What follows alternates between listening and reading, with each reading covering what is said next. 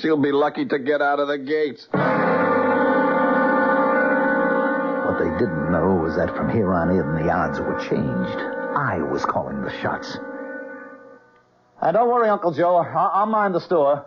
Yeah. I'll set the burglar alarm when I leave. Don't worry. Everything's under control.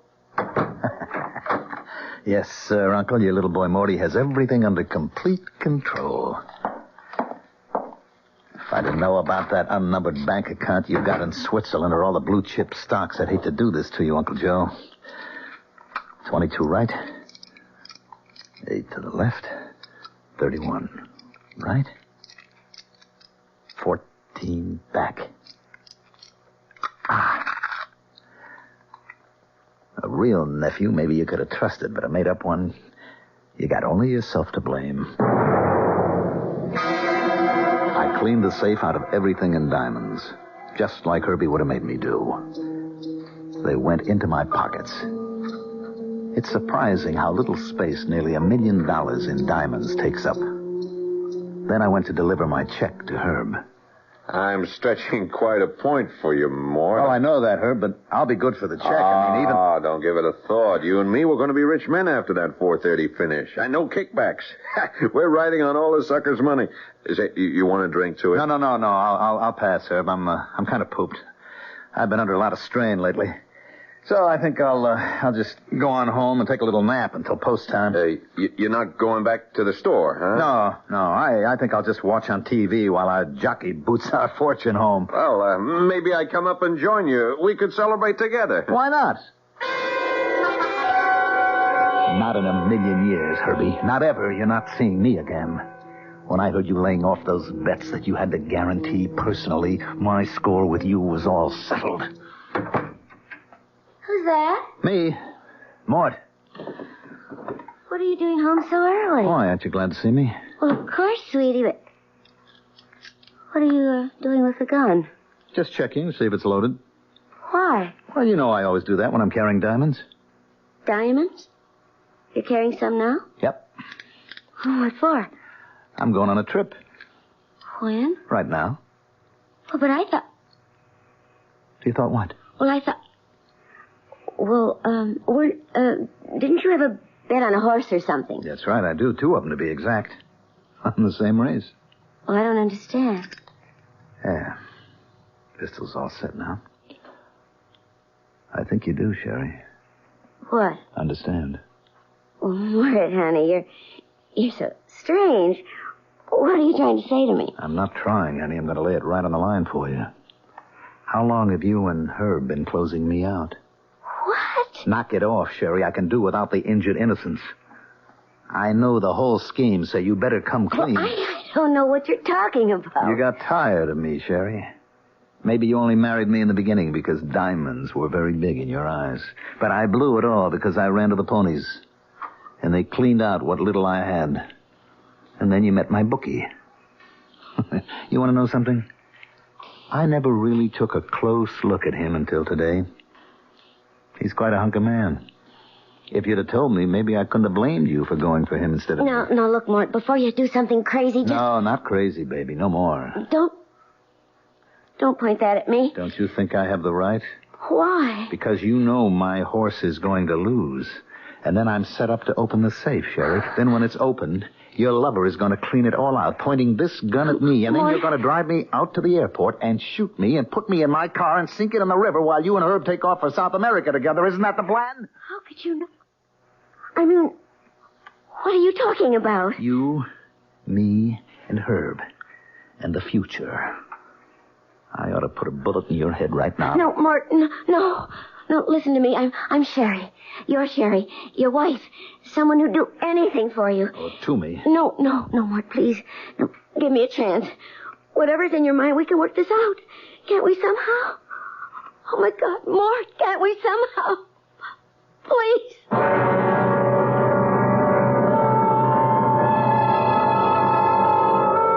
So the worm has turned with a vengeance.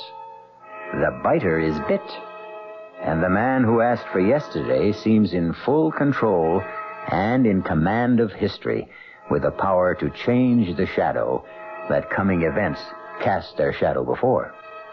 We'll see just how when I return shortly with Act 3.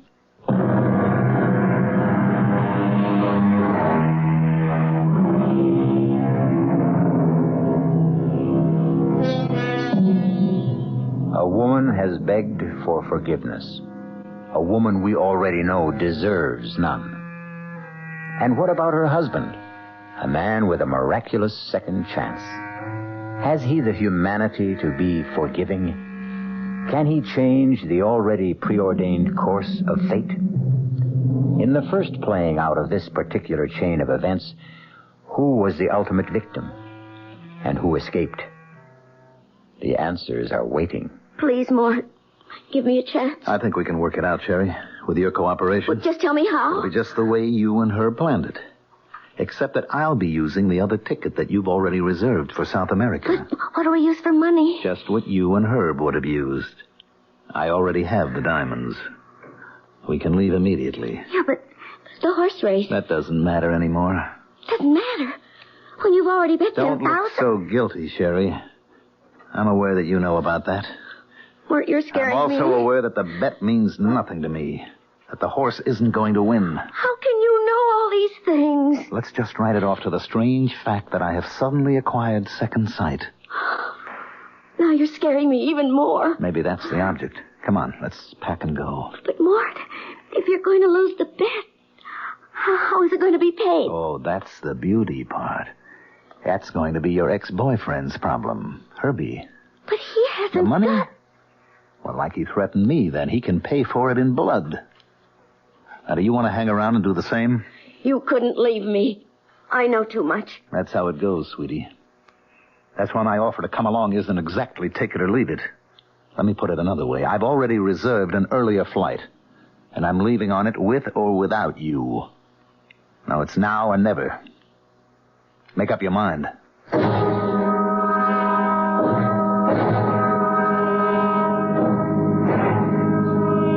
Mort, What?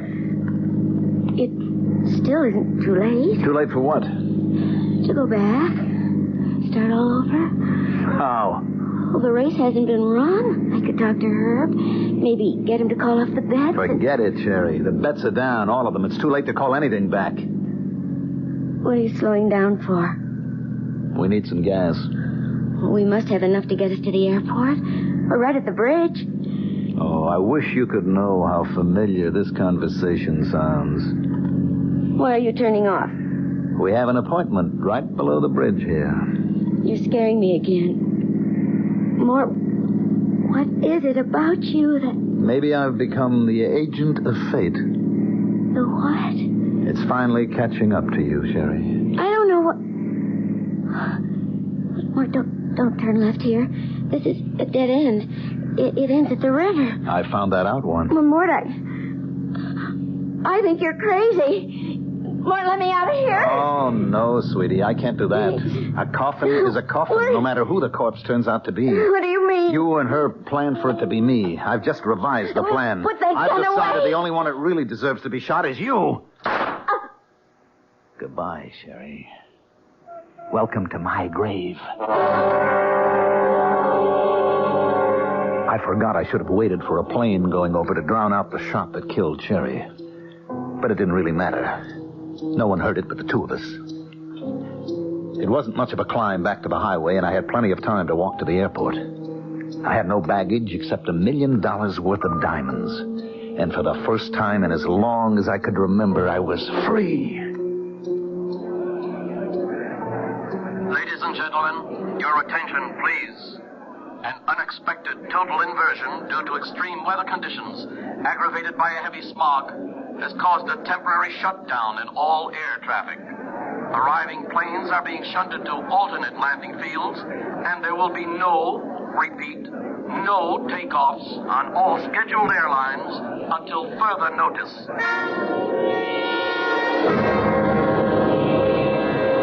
The stunning announcement caused me my first twinge of terror. I had to get away. With a deep breath, I took hold of myself. I mustn't give way to panic.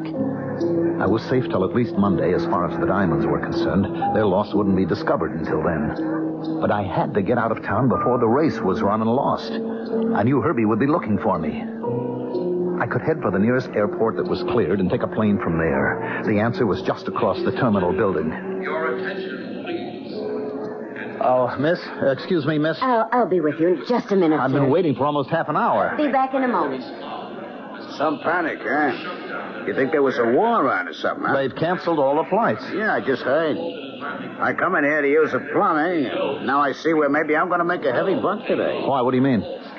What do you say, mister? I run a hack. Oh, excuse me just a minute. Miss? It's a car you want to rent, sir. I'm sorry, but there isn't a thing. You want to go back to the city, friend? Like I was saying, I got a hack outside. Oh, brother, you're a lifesaver. Yeah? Well, you hear the deal. 50 smackers. I'll tell you what. You take me to the nearest airport where planes are flying, and I'll pay all expenses and $100 bonus. No sale, friend. I'm a family man. I don't show up for dinner. The wife would clobber me. Besides, save your dough. For a 5-0, I take you to the railroad station. You get a train out. A train? Yeah, sure. Come on.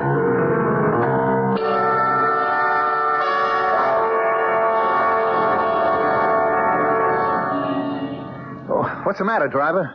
You got me. Some traffic jam. Looks like fire trucks up there at the station. Well, there's a cop over there. See if you can get his attention. We got it already, Bubby. He's on his way already. You headed for the railroad station, buddy? Yeah, officer. I got a passenger going. You got nobody going nowhere. There's a fire in the tunnel. There won't be a train out of here for several hours. Turn over the next corner. Now, wait a minute, Sergeant. You don't understand. I've got to Mister, leave. do yourself a favor. With the airport shut down, there's fire in the tunnel. What you should be worrying is find yourself a room for the night.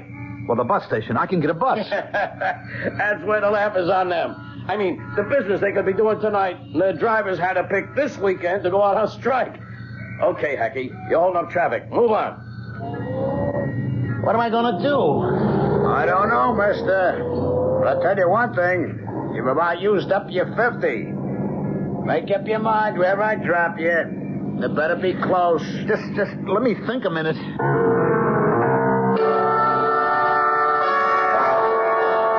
It was a nightmare. The bad dream to end all bad dreams. You know the kind. Where you have to escape, but you can only move in slow motion. Your feet are buried in mud like glue. You're caught. You're trapped. You're helpless. You know there's no way out. Okay, Mac. This is it. End of the line. I don't take you no further. Hey, watch it, Bubby. Let's not throw any fits or nothing. I already got enough trouble out of you. You don't get the joke. I ain't interested. I want you out. You know where you've stopped? Right in front of my own house. So ain't that a lucky coincidence? I brung you home. So out. This is the last place in the world I want to be. I can't get out here. Hello, Mort. I've been waiting for you. Herb. Look, Herb. Let me give you a hand out. You look a bit shaky. And don't make any sudden moves. Oh, you got your fare, Hacky? I got it, mister. Take care of your friend there. He's kind of in a bad way. All right, let's keep our hands nice and open where I can see him. And then we'll go inside and we'll have a little chat.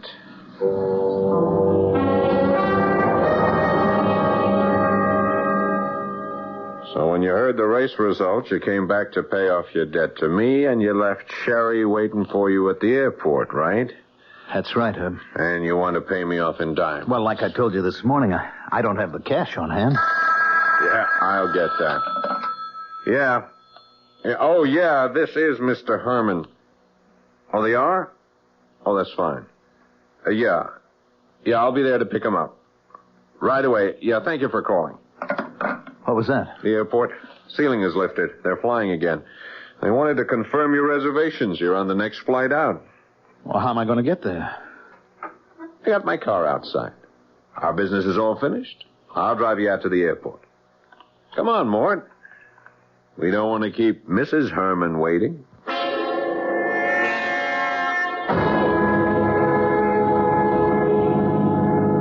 I appreciate you going out of your way like this, Herb. Don't mention it. As a matter of fact, it just fits in with my plans. What are you doing? Don't turn off here. You and I have a little final business to complete. No. Not under the bridge. Oh, you know this little spot, huh? Is that where you gave it to Sherry? What are you talking about? Come on, jerk. When I took that gun from you, I could smell it had been fired recently. When I couldn't reach Sherry, as we planned earlier this afternoon, I had to figure maybe you'd caught on about us. That's why I was waiting for you when you got home. What did you do with her, Mort? I don't know what you're talking about. Sure you do. Come on, get out. Now, give me your coat. Herb, please. Please. Coat, jacket, pants. I want all the diamonds. Herb, please. Did you give her any chance? What did you do, shove her back in your car and roll it in? Look, she had no right. Okay, you forget it. Now, you just drop those clothes and walk to the edge of the pier. I wish I had a car to bury you in. But I'll take my chances on the tide. Move! It didn't make any difference. It all turned out the same, didn't it, Herb? I don't know what you're talking about. But by me, it comes out even. Goodbye, Mort.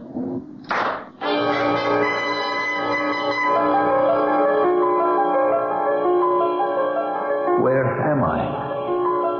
Right back where you started. But I didn't change anything. Did you really think you could? But Herb gets away with everything. And I killed Sherry. At least she could still have been alive. Well, don't worry about that. Think back to the first of your yesterdays. Remember a second shot? Herb sent Sherry with you into the river, locked in the car. Well, then how did I... When you were in the back seat, the door wasn't closed completely. The water pressure opened. You surfaced and drifted on the tide to the bank, where a police sergeant found you and brought you here. Where? To the hospital.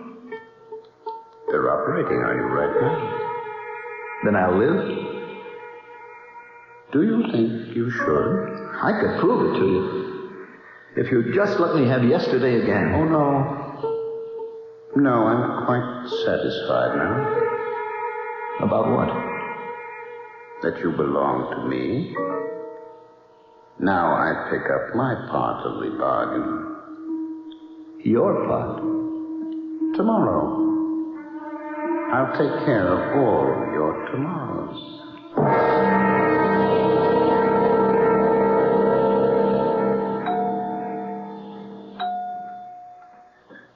Your man just died on the operating table, Sergeant. You can go on home. Catch some shut-eye. You kidding? I just got a new headache. Know that cutoff by the bridge to the airport? Yeah, the one that goes down to the docks? Yeah. Guy coming up from there got creamed by a trailer truck. Killed him. Busted his car to nothing. And get this. Scattered diamonds all over the road. I mean, by the hundreds. Stolen? That's my job to find out. Well, sorry about your patient. Funny thing. I saw that little guy earlier today by the railroad station. Frantic to get out of town. With all the communication jam-ups we had today. Wonder what he was trying to run from.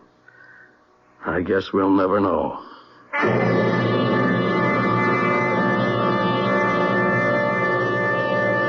But we do, even if the sergeant never learns. And we also know it caught up with him. He was a weak little man, and a scared little man, and a stupid little man. None of which is any excuse. Mort Herman got exactly what he deserved. I'll be back shortly.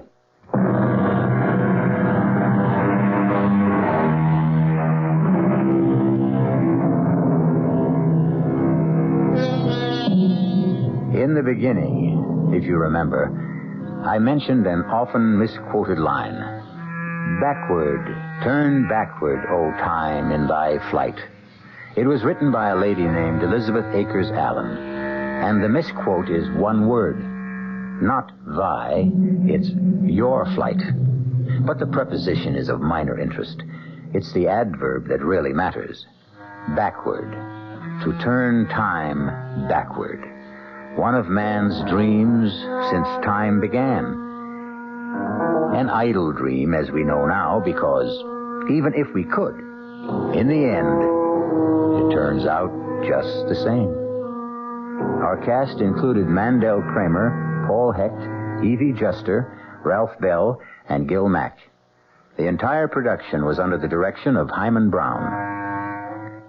This is E.G. Marshall inviting you to return to our Mystery Theater for another adventure in the macabre. Until next time, pleasant dreams.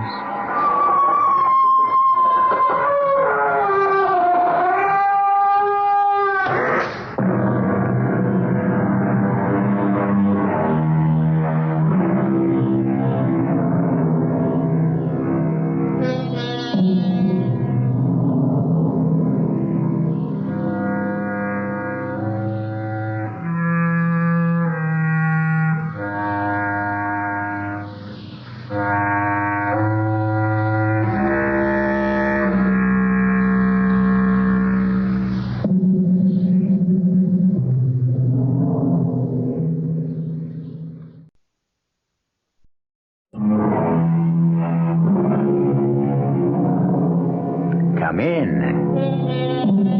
Welcome. I'm E.G. Marshall. Before you cross our threshold, perhaps I'd better warn you about something. If you can't stand the sight of blood, you may not want to hear our latest offering, because this is a story all about blood. Blood in its three variations of meaning. The blood ties of family loyalty, the blood of violent crime, and just plain human blood. Think you can take it? Very well. Then please come in, pick out a comfortable chair, and try not to be too squeamish. Our mystery drama, Thicker Than Water, was written especially for the Mystery Theater by Henry Slessor and stars J. Gregory. It is sponsored in part by Buick Motor Division and Anheuser-Busch Incorporated, Brewers of Budweiser. I'll be back shortly with Act One.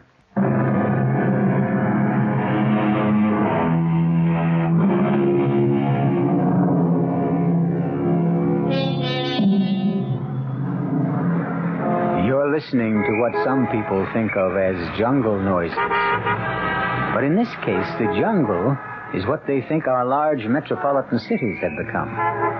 Stalking places for predators who prowl the darkened streets, the foliage of our parks, the isolation booths of our elevators and hallways, looking for victims to satisfy their greed, their hunger, or their simple lust for blood. But the well-dressed man who walks down this particular dark and quiet street in a neighborhood of crumbling tenements and menacing shadows doesn't seem to be aware of lurking danger until danger stops lurking and strikes. Hold it, mister. What is this? Oh, shut up. Shut up and hand it over. The wallet. Where's the wallet? Here. In here. Give me that. And now, here's something for you. Help me. Somebody help me.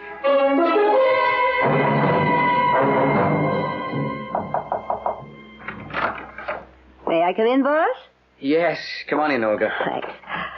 I didn't bring you any flowers, but from the looks of this room, you didn't need any. I wish somebody would get them out of here. Place looks like a funeral home. Well, is it all right to ask how you feel? Go ahead and try. How do you feel? Don't ask. Oh, I knew I'd fall for that old gag. No, seriously, Nick, how are you? You certainly look like your old self. Yes, I'm my old self, Olga. With something extra. An 8-inch gash in my side. Oh. Fortunately, it wasn't very deep. They keep telling me I'll heal nicely. Whatever nicely means. Oh, you poor man. Why did this have to happen to you? Why not? People get mugged in nicer parts of town than the place I was at. I guess the police were right. About what? They asked me why I was dumb enough to be walking around that neighborhood like a fat cat at 11:30 at night. They say I was just begging for it. But why were you there? I told you. I had an appointment with Roy Otis. Talked to him about the Parsons case.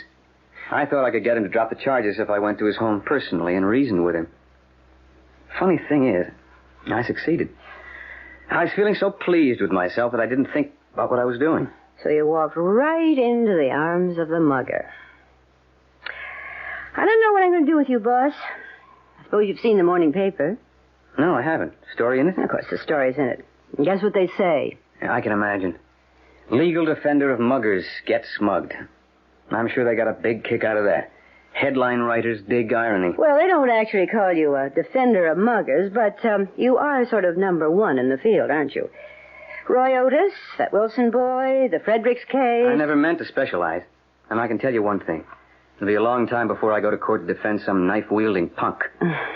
I knew you'd feel that way. Can you blame me? No, I guess I can't, but that isn't going to satisfy Mr. Bleecker. Who? Well, don't you remember all those phone messages I've been giving you for days from Mr. Arnold Bleecker? Yes, I remember the name. I told you to tell the guy that I'm hardly in any position to take on a new case. Well, from what you said about your condition, you will be going back to work soon, right? Yeah, I'll be back at the old desk in a week, I guess. Well, that's what I told Mr. Bleecker. Olga, will you please explain that funny look on your face? It's because Mr. Bleecker wants you to defend his son. He's desperate to have you defend him. What's his son charged with? Mugging, of course. What else?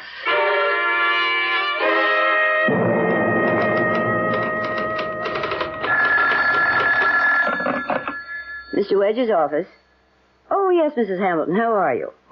No, he's in conference at the moment, but I think I know the answer to your question. The hearing will be held at the municipal court on the 27th. Oh, yes, of course. And Mr. Wedge will be talking to you before then. Yes, I'll tell him. Goodbye. Good morning. Oh, hello, Mr. Bleecker. I guess you're not so happy to see me, are you, miss? Well, it's not that, Mr. Bleecker. It's just that, well, that I've told you it won't do any good. Mr. Wedge simply isn't able to take any more clients at the moment. Look, I gotta get a lawyer soon. I gotta have a lawyer right now. The judge told me either I get somebody or the court will appoint somebody. Well, you could do a lot worse than a court-appointed attorney, Mr. Bleecker. Even Mr. Wedge does that sort of thing now and then. He does? Yes. Most criminal lawyers do. Well, without fees.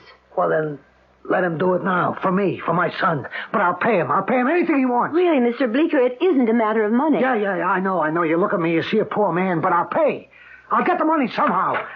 Olga, do you still have the file out on the Fredericks? Mr. Wedge, please. I gotta talk to you. I've been trying to talk to you for days. Would you be Mr. Bleecker by any chance? I'm sorry, Nick. I told the man Please, that you let couldn't... me say 10 words to you. Have you got the time to hear 10 words from somebody? All right, Mr. Bleecker, come on in. Thank you. Have a seat. No, I'll stand. I'm too nervous to sit down. Mr. Bleecker, I can save you some words. I know about your case. I know that your son has been arrested for stabbing that man. Only he didn't do it. That's the thing. It was somebody else, and they arrested my Benny. Well, I'm not saying that isn't possible. I know it's true. My son told me it was true, and I believe him. Oh, it's fine. That's the way it should be between a father and a son. But if he really is innocent, Mr. Bleecker, the chances are excellent that he'll go free. No. The chance is rotten. The way things look, there's almost no chance. That's why I need somebody like you. Somebody who got other boys out of trouble. I'm not a mastermind, Mr. Bleecker. Yeah, but you got them all off, all those other boys. I heard about you. I asked around. I talked to all kinds of lawyers, and they all said, you get Nick Wedge. Nick Wedge will get your boy off. Well, as I said, if he's really innocent, any decent attorney... I'll pay you what you want, anything. Just get my little boy out of that place. He's not too little, is he? 18? He looked me straight in the face and said, Pop, I didn't do it. I didn't knife that man. You believe me, Pop? He said, I'm swearing it. On Mother's grave. Mr. Bleecker, I'm really sorry. My schedule is full, and I was hoping to get away for a vacation at the end of the month. You see, I had a little accident myself recently. Papers made it sound so bad. They said there are witnesses. They say people saw Benny with the knife in his hand. How could they say that? People, strangers, why would they say that about my boy? Mr. Bleecker. I don't say he's an angel. He runs around, he fights. Boy without a mother, it's a wild boy sometimes. Now what can I do? I got a 24-hour business. I drive a fuel truck. I'll sell it, Mr. Wedge. You can have whatever I get for the truck. Mr. Bleecker, listen to me. After you started coming here, I looked into the case as much as I could. I can tell you this much. It's not going to be easy to prove innocence. Maybe impossible. But it is a first offense. And with a charge of armed robbery, well, the court might be lenient. So you looked into the case, huh? You didn't look far enough, Mr. Wedge. You didn't keep up. What do you mean? The man who was stabbed, he died last night.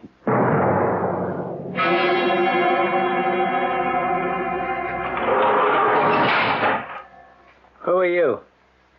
I'm your lawyer, Benny. Maybe. You the lawyer my father told me about? One who gets everybody off?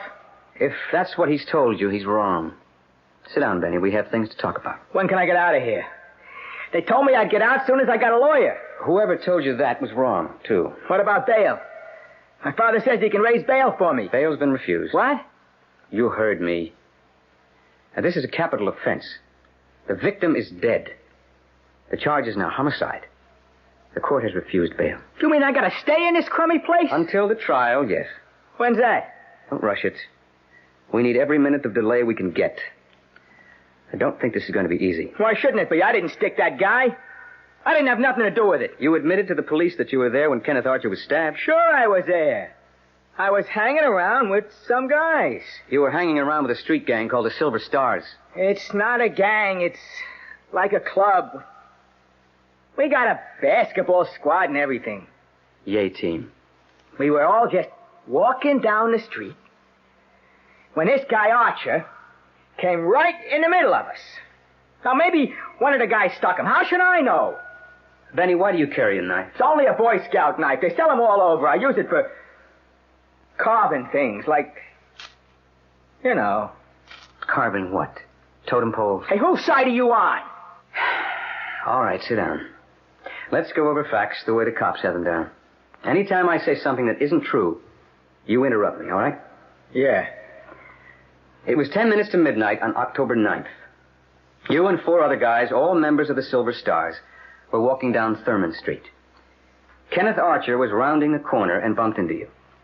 Somebody shoved him. And somebody called him a wino. And then there was a scuffle. Archer fell to the ground and everybody started running. Everybody but you. You waited behind and bent over the guy. I wanted to see if he was okay. Shut up. I don't want explanations. Just stop me when I say something that isn't factual. Now, you bent over Archer and then you ran off. By now, there were a couple of witnesses. Both of them say they saw you with a knife in your hand. When they reached Archer's side, he'd been stabbed in the chest. His wallet was gone. Okay. So somebody stuck him. Why does it have to be me? Half an hour later, the cops caught up with you in your father's fuel supply office on Chester Street. The knife was still in your pocket. Well? It wasn't me. Are you saying it was one of your pals? No. I don't even remember who they were. You mean you don't give their names? That's against the code, isn't it? It's a big club. This Silver Stars got maybe 50, 60 guys in it. I don't know them all. You're not helping yourself, Benny. And you're not helping me. But what do you want me to say? I didn't kill that guy. That's all I know. The police have the knife. It's Exhibit A. They have the knife, they have the witnesses, and they have you. Now, what have I got? You're the lawyer. You tell me. All right, Benny, I'll tell you. I want you to cop a plea. Huh? I want you to plead guilty. You crazy? It's the only thing that makes any sense. You put this case to a jury, you'll spend the rest of your life in a cage. Plead guilty and you'll get a break. I won't do it. I'm innocent. I'm not going to jail for something I didn't do. I'm talking sense to you, Benny. But I didn't do it. I swear it. I'm only trying to help you, son. I'm not your son. I got a father.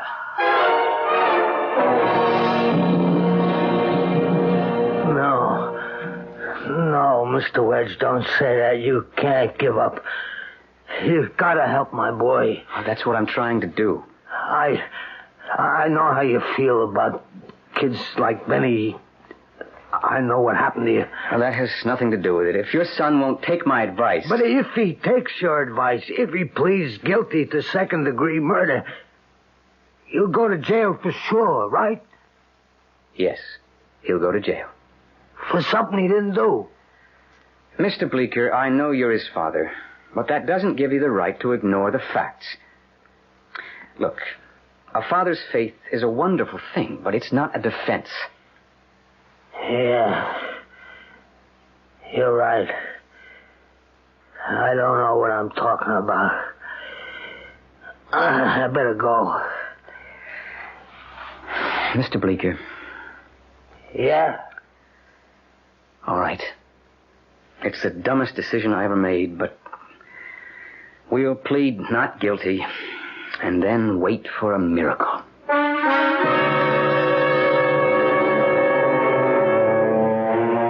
Well, it looks like Mr. Nicholas Wedge stands a fair chance of going into court with a losing case. They say that preparation is 9/10 of the battle for an attorney. But how does one prepare for a miracle? We'll find out shortly when I return with Act 2.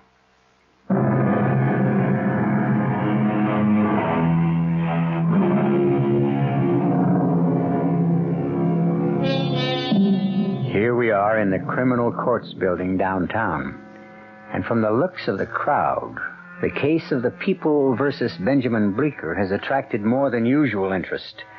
But it's not Benny Bleecker they've come to see. Benny is just another young ruffian charged with just another street crime. But the star of the occasion is the lawyer who will be defending him.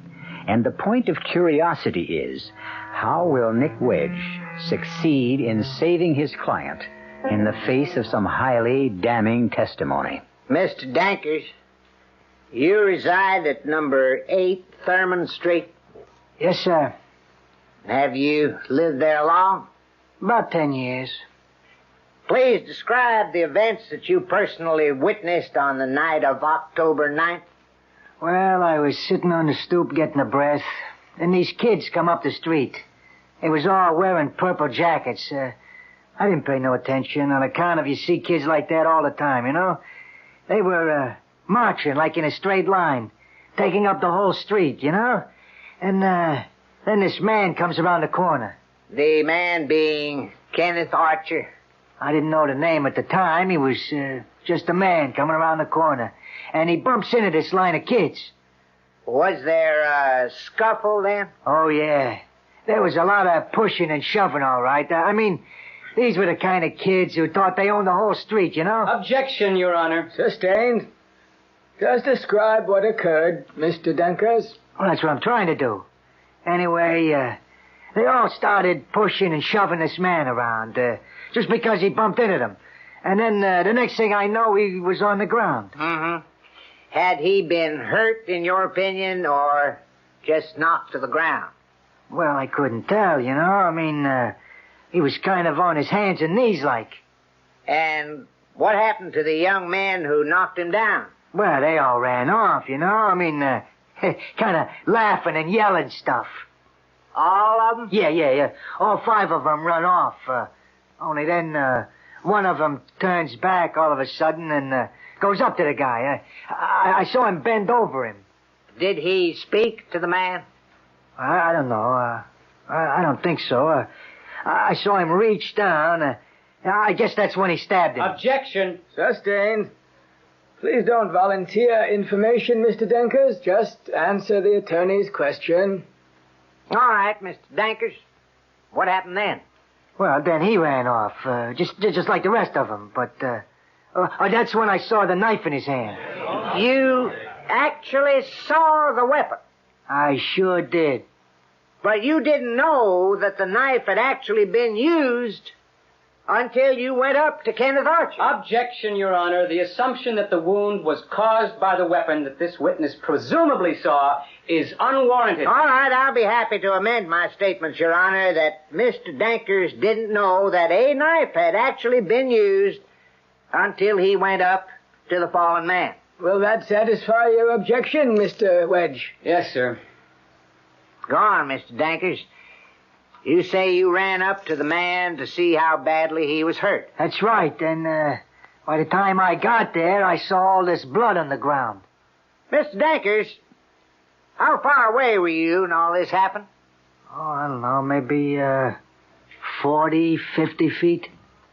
You got a good look at the people involved in this incident? Well, I don't remember what the kids looked like, the ones who ran away, but the one who came back, the one who did this... You know what I mean.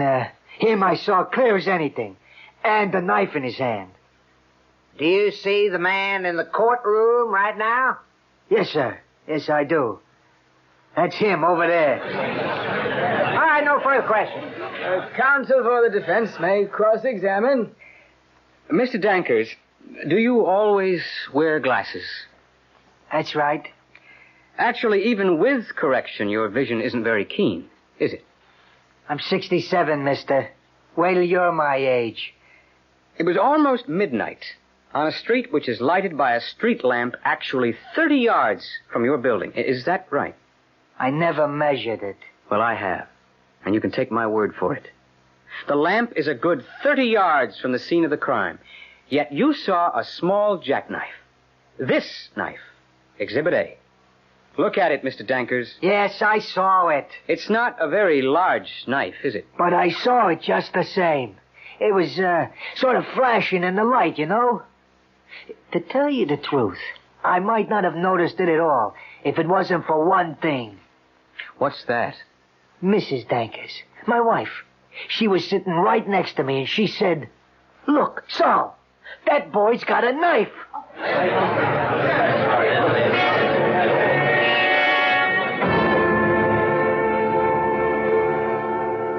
All right, Benny. Let me get this straight. You claim that you don't remember the names of the other boys who were with you that night. That's right, Mr. Wickers. Even though they were members of your own gang. Pardon me. Your own social club. I just met him. I mean, look, see, we all came out of this movie together. I mean, I didn't even talk to him. Mm-hmm. I see. Benny, you do carry a knife, don't you? Yeah. I mean, yes, sir. But, just a Boy Scout knife. Not a switchblade or anything like that. In fact, you were carrying this knife on the night of October the 9th. Well, yeah, I always carry it. In fact, it was still in your pocket that night when the police picked you up. Yes, sir. By the way, son, were you a Boy Scout? Who, me? No. Uh-huh. No further questions, Your Honor.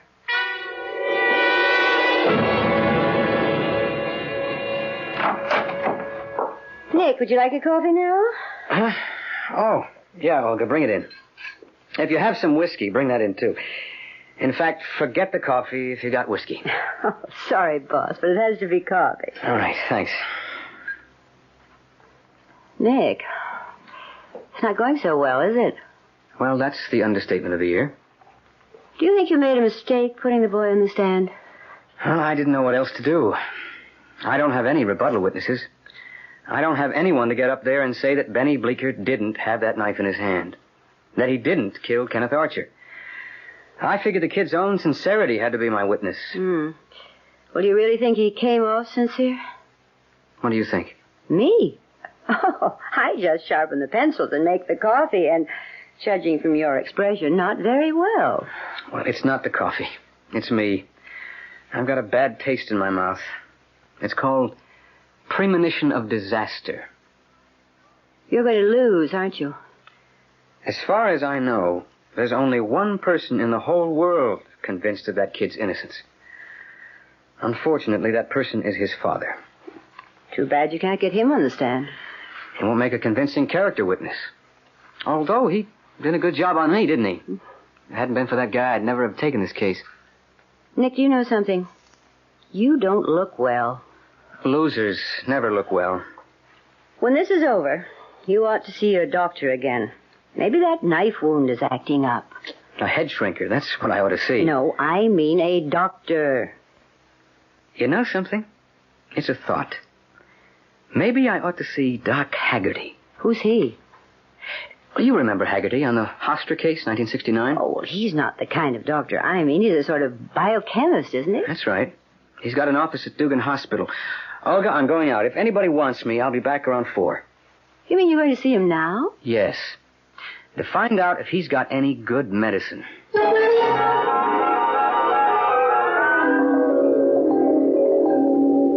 I don't understand you, Nick. You say the police have already examined the boy's knife for bloodstains using the standard benzodine test. That's right.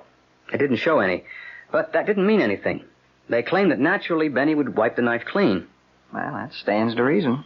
But you told me once that there was a more sensitive test for bloodstains, remember? Yes, there's another test. It's called the reduced phenolphthalein test. It's far more sensitive, in my opinion, but it's not universally accepted. Why do you ask?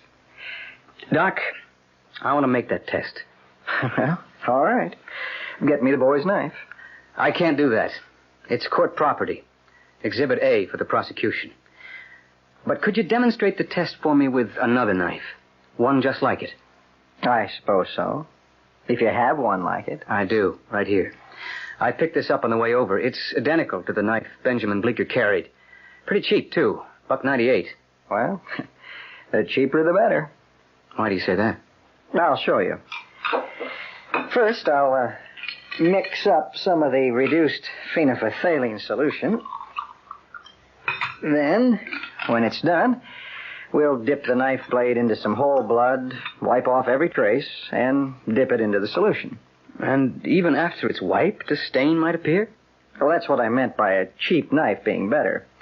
In a cheap knife, the blade is porous, so it retains microscopic quantities of blood. Even after it's wiped off. Well, let's see what happens, huh?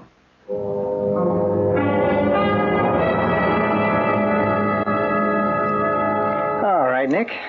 You ready for the test? Ready when you are, CB. Okay. Now, first, we'll dip the blade into the whole blood. Where do you get that stuff? From vampires? All right, then we'll wipe it absolutely clean. There. Does that look clean to you? Like a whistle. Okay. Now, we'll place it in the solution and watch carefully. Hey, stuff's changing color, turning pink. Well, you see what I mean? What appeared to be a perfectly clean blade isn't clean at all. The blood tells the story. That's really amazing, Doc. In fact, the bloodstains might have been there years ago, and this test would still show them up. So if I took the kid's knife, put it into the solution, and it turned pink... You'd be one lousy lawyer, Nick. You'd be sending your client to prison.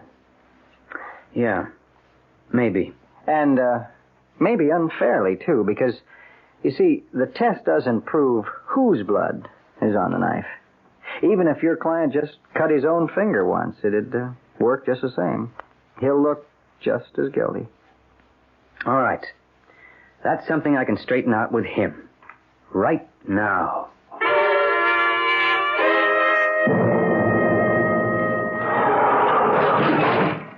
Hello, Benny. Hi, Mr. Wedge.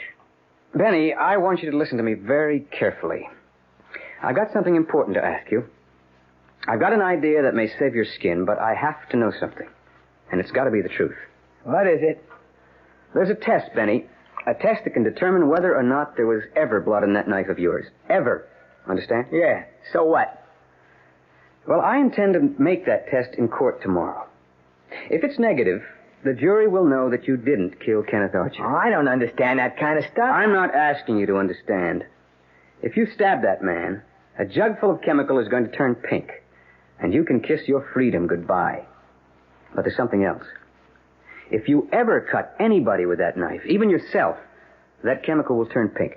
So, I want you to tell me now, was there ever blood on that knife? Hey, you're trying to trick me? Answer the question. I told you I didn't cut that guy. Benny. No, it was brand new. I never cut nothing with it. Are you sure? Absolutely sure. Not even your own finger. No. You can fool me, kid, but you can't fool a test tube. I'm telling you the truth. All right, Benny. We'll see how true it is. We'll give that knife a bath tomorrow. And God help us both if you lied to me. Well, it looks like Nicholas Wedge is facing a real test in that courtroom tomorrow. He'll be putting his own convictions on the line in order to avoid conviction for his client. Personally, I plan to attend that court session, and you will too, simply by staying right where you are, until I return shortly with Act 3.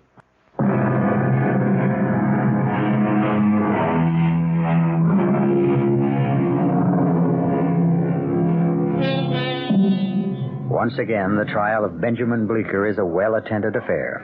But the spectators have no idea that they're about to witness a dramatic experiment in which chemical science will be matched against eyewitness testimony. But let's quiet the courtroom now because the judge has something to say. Mr. Wickers, is the prosecution prepared to make its summary? Yes, Your Honor. Your Honor. Yes, Mr. Wedge? Your Honor, something has occurred which I consider of paramount importance to this case. I ask the court's permission to introduce new evidence for the defense. Objection. The defense has had sufficient time for the introduction of evidence. I suggest this is a delaying tactic. What sort of evidence, Mr. Wedge? It's a demonstration, Your Honor. A demonstration which will, in my opinion, clearly establish my client's innocence. Or, for that matter, his guilt. Your Honor, if Mr. Wedge would like a postponement... I don't want a postponement. I want to make this demonstration now. If I may be permitted to describe it to the court. Mr. Wickers, if the prosecution has no objection. All right, very well, Your Honor. Thank you, Mr. Wickers. If I may come forward, Your Honor. What is it you have there, Mr. Wedge? This box, Your Honor, contains a beaker with a chemical solution formulated for the detection of blood stains. One moment, Mr. Wedge. Are you introducing expert testimony? Please indulge me, Your Honor. Just let me explain what it's all about. Very well. If I may have Exhibit A. Thank you. Ladies and gentlemen, you've seen this exhibit many times in the course of this trial.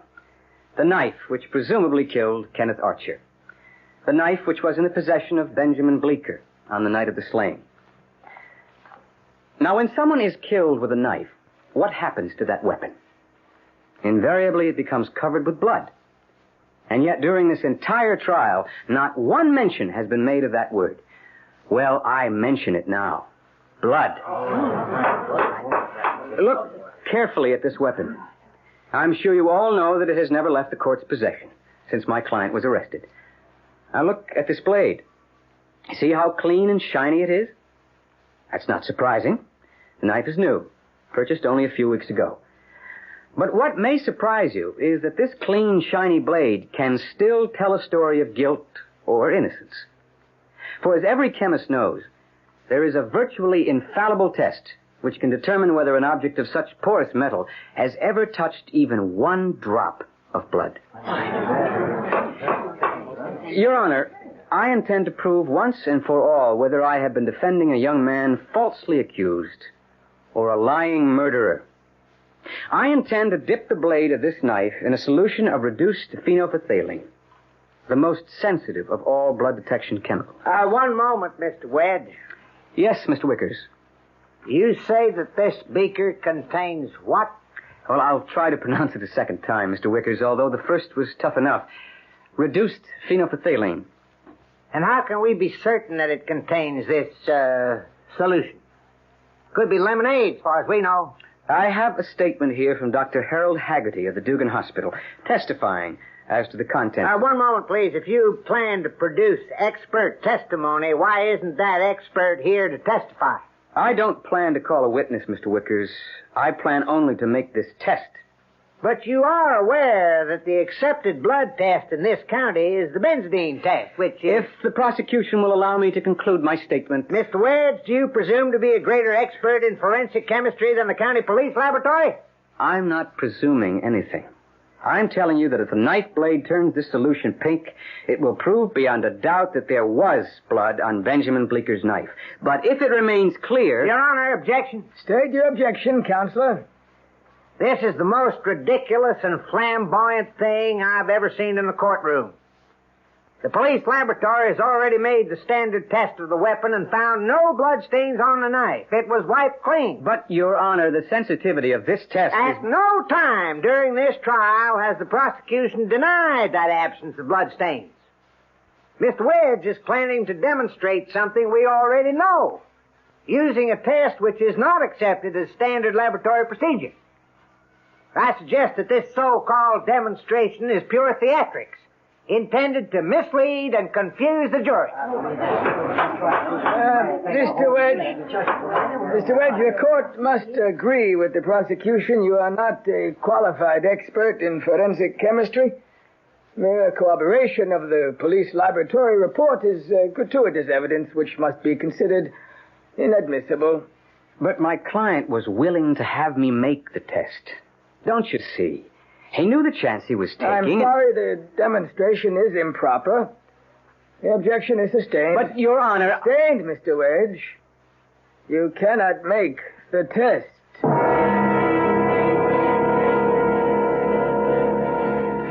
Ladies and gentlemen of the jury, I believe that Benjamin Bleecker is innocent. I believe this because of a test which I was not permitted to make. This boy knew that the results of this test might have condemned him to life in prison. And yet, Benjamin Bleecker told me to proceed. What could be more obvious? That no guilty person would have done so.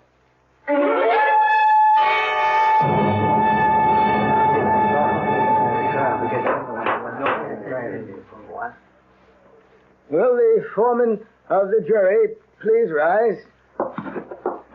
Has the jury reached its verdict in this case? We have, Your Honor. How do you find the defendant, Benjamin Bleecker? Guilty or not guilty? We find the defendant not guilty.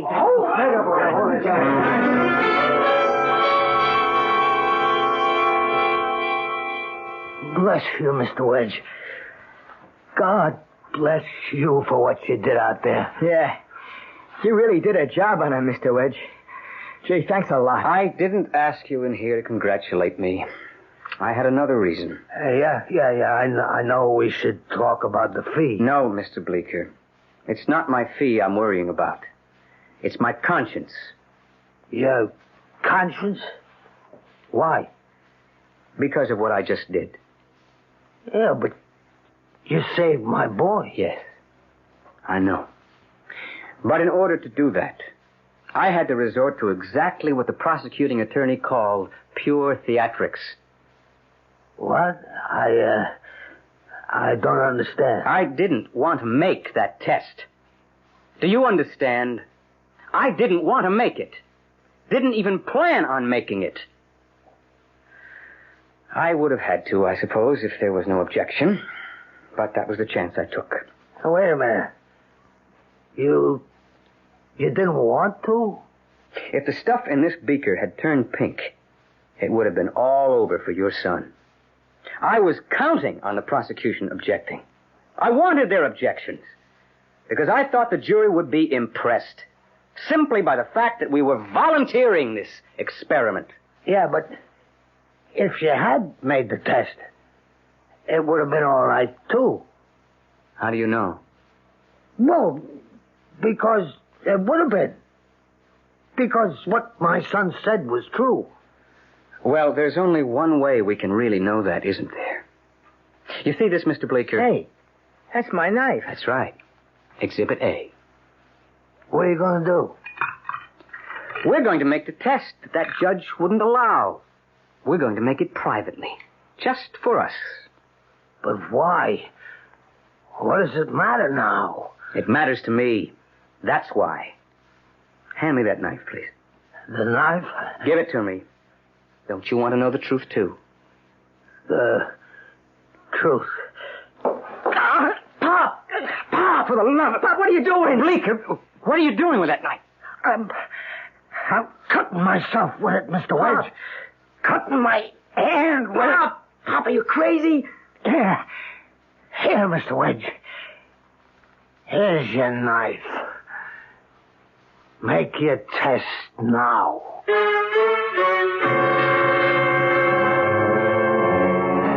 Well, that's what I would call a bloody good demonstration of fatherly affection.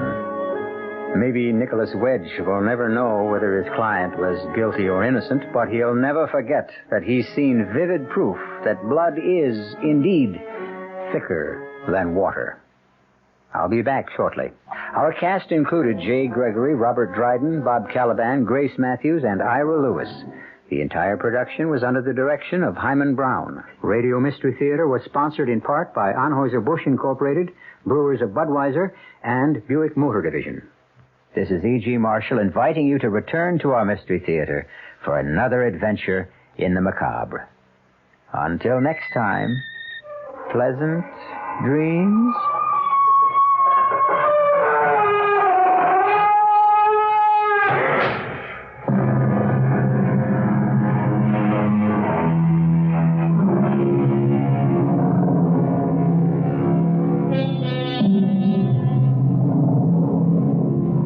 The WR Mystery Theater has been brought to you by ShopRite Supermarkets, where you get a lot more for a little less. By Suburban Savings, with offices throughout North Jersey. And by Dubonnet, a wine to go before your meal made to make what comes after better. The preceding Mystery Theater program is furnished by the CBS Radio Network. The CBS Radio Mystery Theater presents...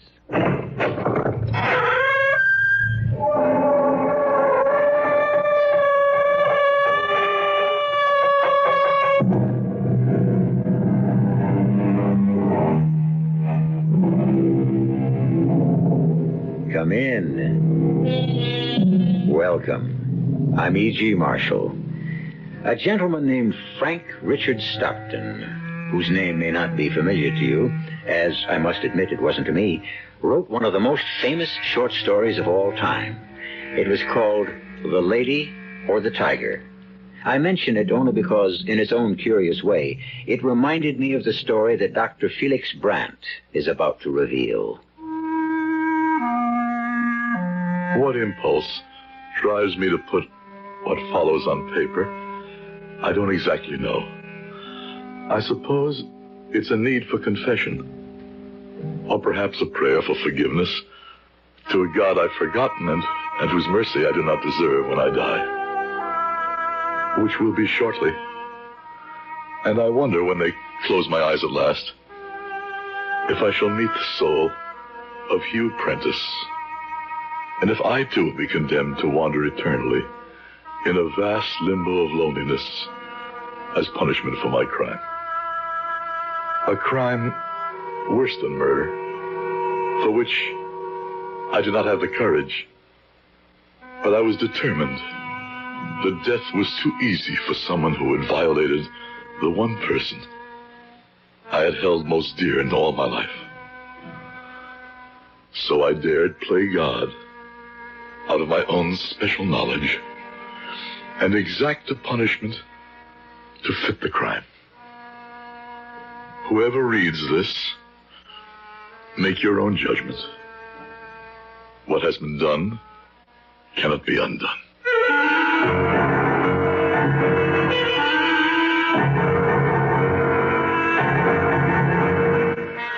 Our mystery drama, The Doppelganger, was written especially for the Mystery Theater by Ian Martin and stars Howard Da Silva.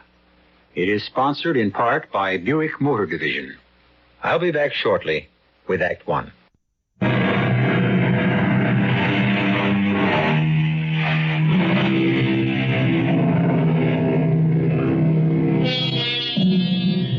To go back to The Lady and the Tiger, you'll remember, I'm sure, that it was a story of a man who faced two doors.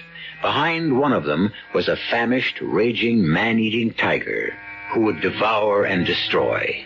Behind the other was a love goddess, every man's desire. Now, I'm not suggesting that this story has anything to do with that story, except in the matter of choice. Something we do every day. Select one alternative or the other. So let's examine Dr. Felix Brandt's selection and judge him as you may. My name is Felix Brand. I have a doctorate in clinical psychology. I was married, have one daughter. As I've grown older, although it has been a passionate obsession of mine all my life, I've had to fight the tendency to devote more time to my avocation than my vocation. Parapsychology. The exploration of the psychic, the world beyond the finite world. A hobby, or obsession, if you will, which led to my unspeakable crime. Worse. Far worse than murder. It was nice of you to meet me at the airport, Dr. Brand. For reasons deeper than simple courtesy, Hank, I wanted to have a private chat with you about the woman we both love, that daughter of mine. That's why I'm letting you drive, so I can... Well, what is it, sir? Something about Fran? No, not just at this moment. Quickly, Hank. Cut over to the right lane, fast. Yes, sir, but what...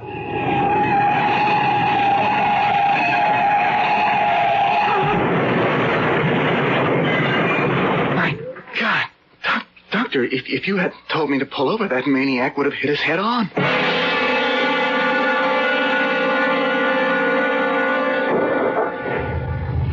There's nothing more we can do, Hank.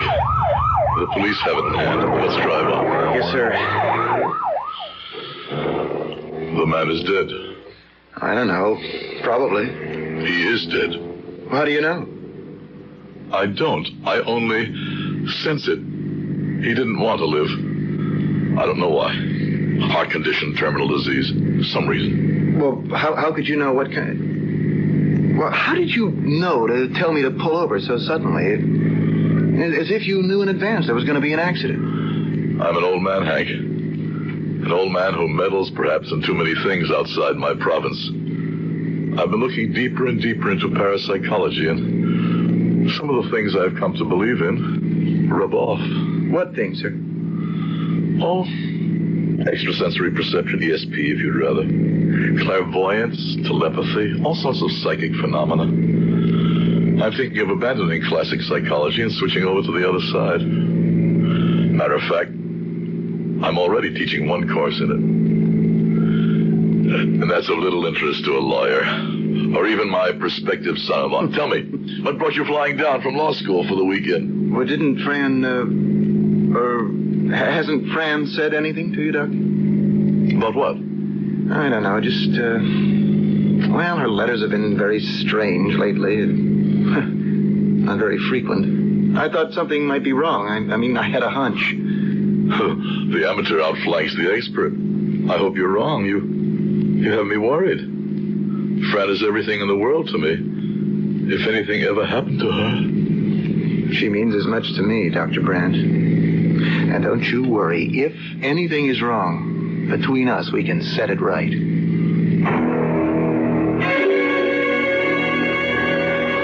It was a relief to have Hank back again. I had been worried about my daughter Fran lately. Fran, the picture of her mother, whom I lost too soon. Bright, open, happy, reaching out both hands to the world, full of love to give and expecting the same in return. And yet I knew, had been trying to conceal from myself, something that was very wrong, something it took Hank, whom she had loved with all her heart since high school, to bring out into the open. Hey, Fran, what you trying to do? Get pneumonia?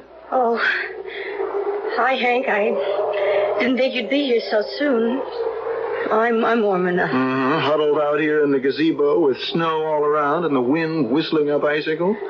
I've got my parka to keep me warm. How about your love? Don't I get a welcome kiss, even if it's a cold one? Oh, Hank. Oh, Hank, what am I going to say to you?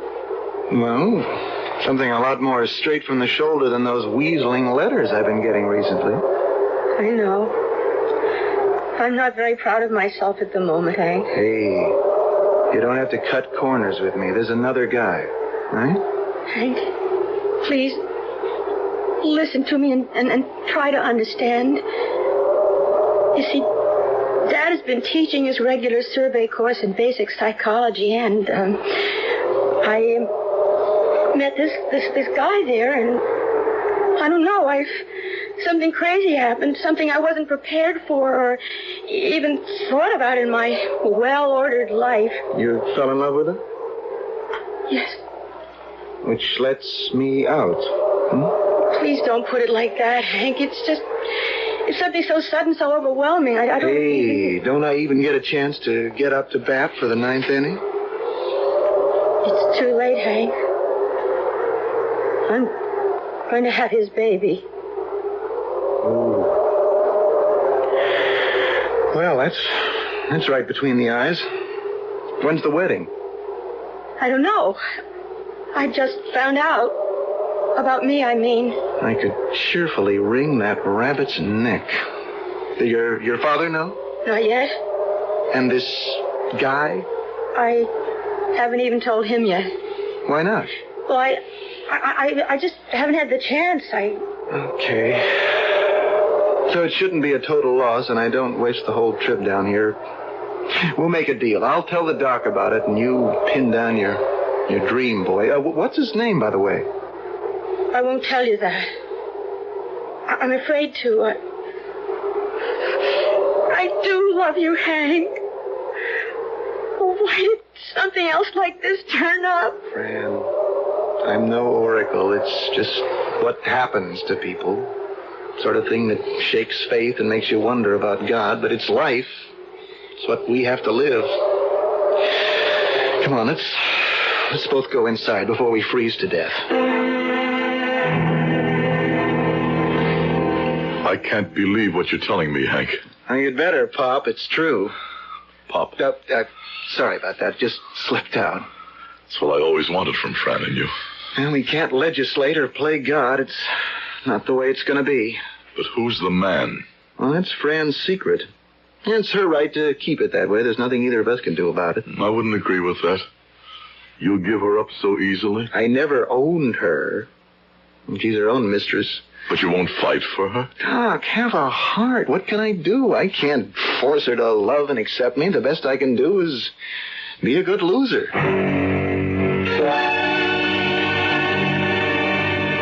You gotta be kidding, Fran. So we were together a few times. You ought to know better than to get caught. That's all I mean to you? Oh, don't knock it. Look, you're a sweet chick. We made great music. It was all for kicks, though. I mean, no ties, no padlocks. Look, don't get me wrong. I'll get you the right guy. I mean, it's all legal now. And I'll bear the freight. You want me to get rid of the baby? Well, what else? I mean, you want it, you have it. Just don't try to pin me down. I want to stay loose. That's my thing. I can't believe what you're saying. It's a whole new world. You want to live by old-fashioned boxes they shoved us in. That's your option. You can't push me in a sleeve, so don't ever try. I am today, baby. You got to take me as you find me. Or as I lose you. Well, that's the way it runs. Easy come, easy go. I was that easy. Oh, come on. I didn't say that. Oh, you don't say much you really mean. So? Maybe it's best we just split. No, please. Look, the kid is out. And don't try to hang it on me. I'll deny it. All you'll get is a nice story that will get your old man fired out of the university. Oh, I can't understand myself how I can be in love with anyone as rotten as you. Oh, knock it off, Fran. If I did do something about the baby, would you still... All right, hey, now that's more like my old woman talking. Sure, if you do. I mean, you and me are a thing again. I don't know if Dad would... I mean, I don't have any money. Yeah, well, don't look at me. I ain't got the bread. But I got something better. What? Got a buddy. Mid-student. Senior. And he owes me plenty. I mean, we'll do a little collecting from him. But he's not a doctor. There's the next thing to it. Well, don't get the whammies. He's done it before. It's a breeze. Leave it to me. I'll set the whole thing up.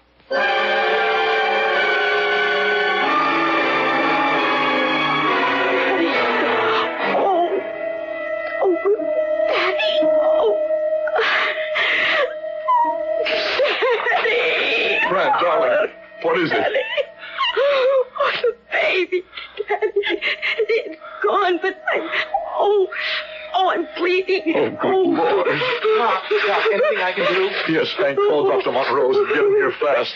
The number's in my address book by the phone on my study desk. I'm on my way. Help me. Oh, who did this to you, friend?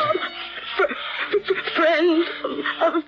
The man who made you pregnant. What's his name? Oh, I can't. I won't tell. Well, this isn't the time. But one way or another, I'll get it, friend. And when I do, I'll find a way to make him suffer for what he's done to you. There isn't much excuse for the man whose name Dr. Felix Brandt still doesn't know, Hugh Prentice. The sad thing about life is they usually get away with things. Being without a conscience makes life a lot easier, but is anyone really without a conscience? That's something Hugh Prentice is about to have to start exploring as a strange and eerie punishment creeps over him. I'll be back shortly with Act 2.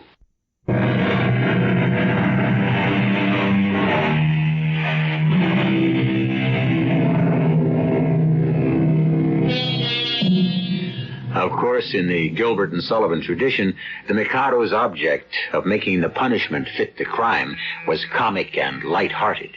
Here, it is deathly serious. In point of fact, unearthly so.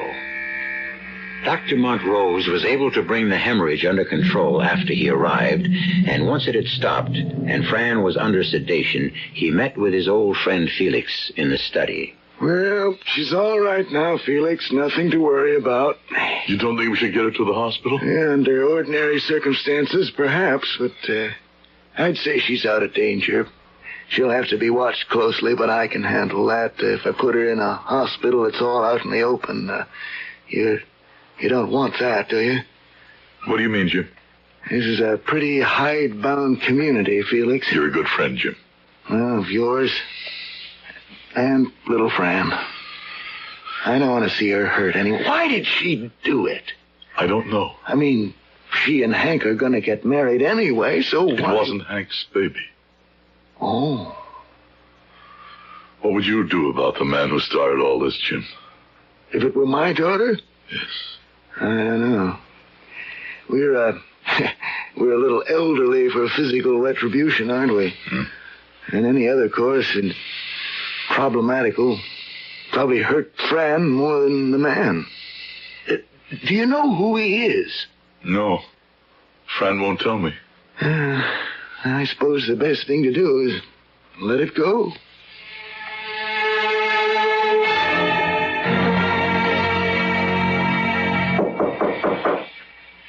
Come in. How are you feeling today, Fran? I'm all right, Daddy. I know. I mean, Dr. Montrose has given you a clean bill of health. Has he? Well, he says you can get up and go back to college or whatever you want. Whatever I want. There's one thing I want I may never have any more. Didn't Dr. Jim tell you? Yes. We can talk about it later. Fran, I was just wondering... What? Would you like to... Well, I mean, Hank is still here, and he would like to see you. No. I don't want to see Hank. I'm going back where I belong. If you'll have me. Are you ready to tell me his name yet? No. Not till I find out where I stand. How can you make yourself so cheap? This man, whoever he is, has taken all the love and the joy and laughter out of you. How can you go crawling back to him? Because he's the only one who can give it back to me. And if he doesn't? Then I just don't want to live. I was helpless to aid her, to ease anything for her. All that burned in me was a rage for the man who had turned my happy child into a hurt and battered shell, a beggar dependent on a man who was not worthy of her. And at this moment, even though I still didn't know his name, I could curse him and wish him disaster. could do better than that if I turned my back on a God that I felt had forsaken me and mine. And as an extension of all my psychic research, turned to black magic and called down a curse on the man who had ruined my child. But first I had to talk to Hank. I love Fran, and I want her. I always will, but just for her sake, I wish I could break it up somehow, get her away from this slimy crud that's... It's as though he has her under some kind of spell. We both know he'll hurt her again, desert her, humble her. I think Fran herself knows it, but somehow she can't help herself. What are you going to do, Doctor? Just let her go back to him? Leave it alone? I can't stop Fran any more than you can, Hank. She's not a child. She's of age. Her life is in her own hands. I have no legal control. If we only knew who he was. Well, that won't be too hard to find out. I've thought of all kinds of things. Even though I'm not very rich, I could perhaps buy him off. I'm sure he has a price. But that wouldn't solve anything for Fran. She loves him. He's what she wants. He has only to crook his finger and she'll crawl to him. That's obvious enough after all she's gone through for him. So what can we do? You? Nothing. Go back and live your life. Not quite. Without Fran. Well, maybe it won't have to be without Fran. First, we have to clean this man out of her mind and her blood. But you just said we couldn't. One way. If he doesn't exist anymore, if he's dead. But wait a minute. You can't seriously mean... Oh, don't worry, son. Even if I had the means, a gun, a knife, a blunt weapon, I would have neither the strength nor the courage to use them, to say nothing of my lack of know-how. No. But I can wish him dead. Or worse. I might just have the power for that. Doctor, are you all right? I don't understand you. Of course you don't understand. And I am quite all right. This is something you will have to leave to me. To anyone who reads this, it might seem fantastic, but the rites I prepared are solemn and real to more people around you than you might believe. The ceremonies of dark magic are very real to those who perform them. In the attic, I had found among Fran's childhood dolls one in the image of a man.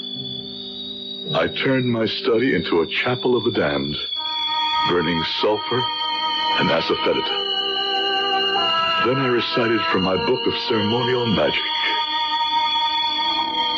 Oh, all ye ministers and companions, I direct, conjure, constrain, and command you to fulfill my bequest willingly and straightway, to accomplish the destruction of this man, unnamed, who has beset my daughter and most grievously harmed her by whatever means best suited.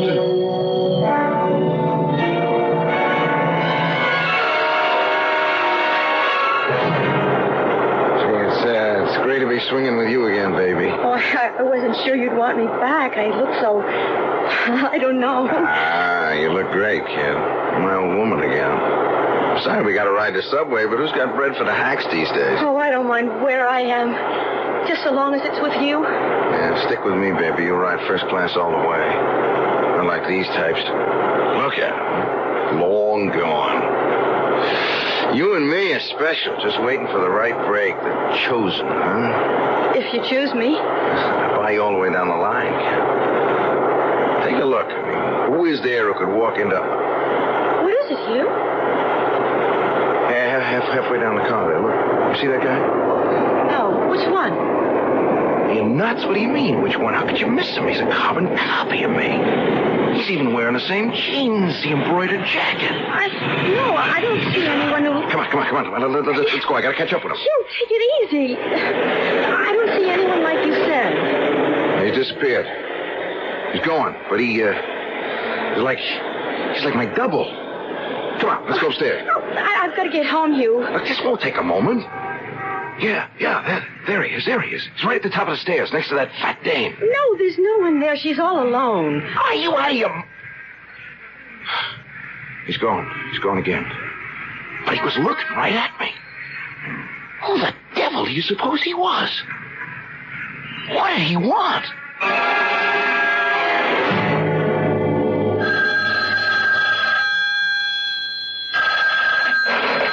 Hello? Fran? Yes? Oh, it's you. Shh.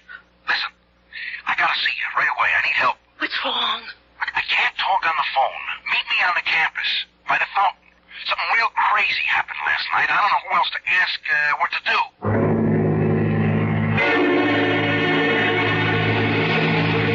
I was just turning in. I was reaching for the light to douse it when all of a sudden he was sitting right there in the chair facing me. Who? Him, the double, the guy we saw on the subway. I said, how the hell did you get in here? Who are you? I am your double-ganger. My what? Your double. Or if you want, your inheritor. What does that mean? It's time for you to wander like me. It's time for me to return and die as I should have.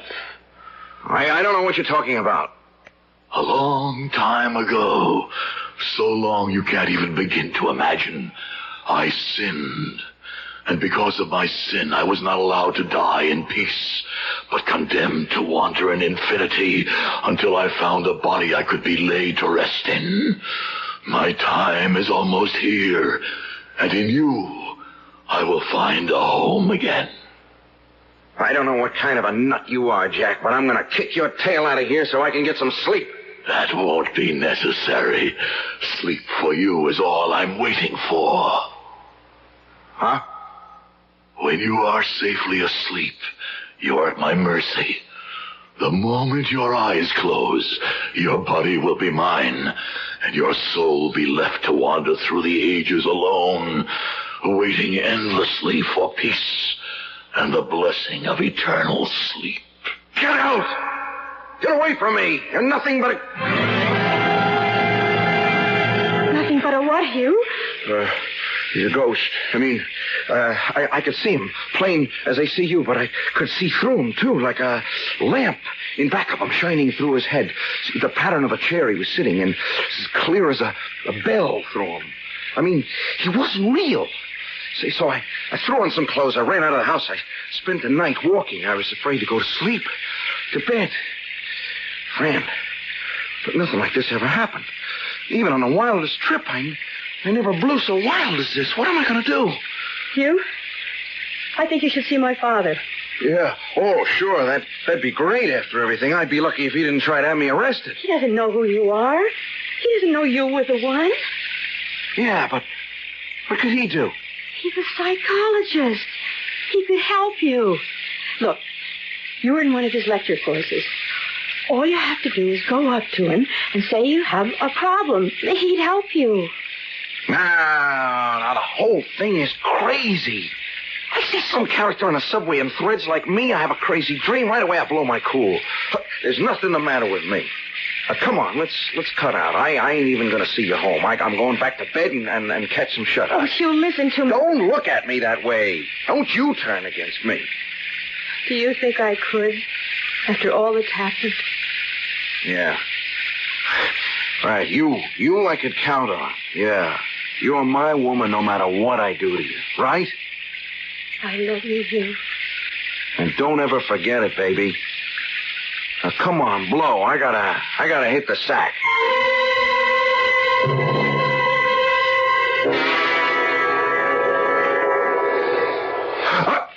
All right, back up, man. I got a knife. Get lost.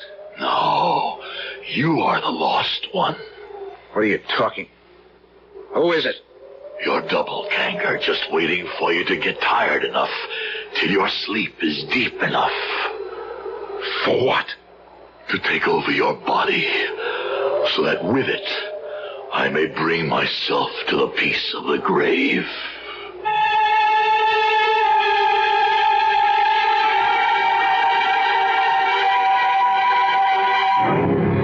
What is this wraith that dogs Hugh's path? A figment of a diseased imagination? A figure of retribution created by a conscience weighted with guilt? Or is it some ghastly nemesis conjured from the supernatural, the world outside our comprehension, summoned up by Dr. Felix Brandt through the agency of the devil? I'll be back shortly with Act 3.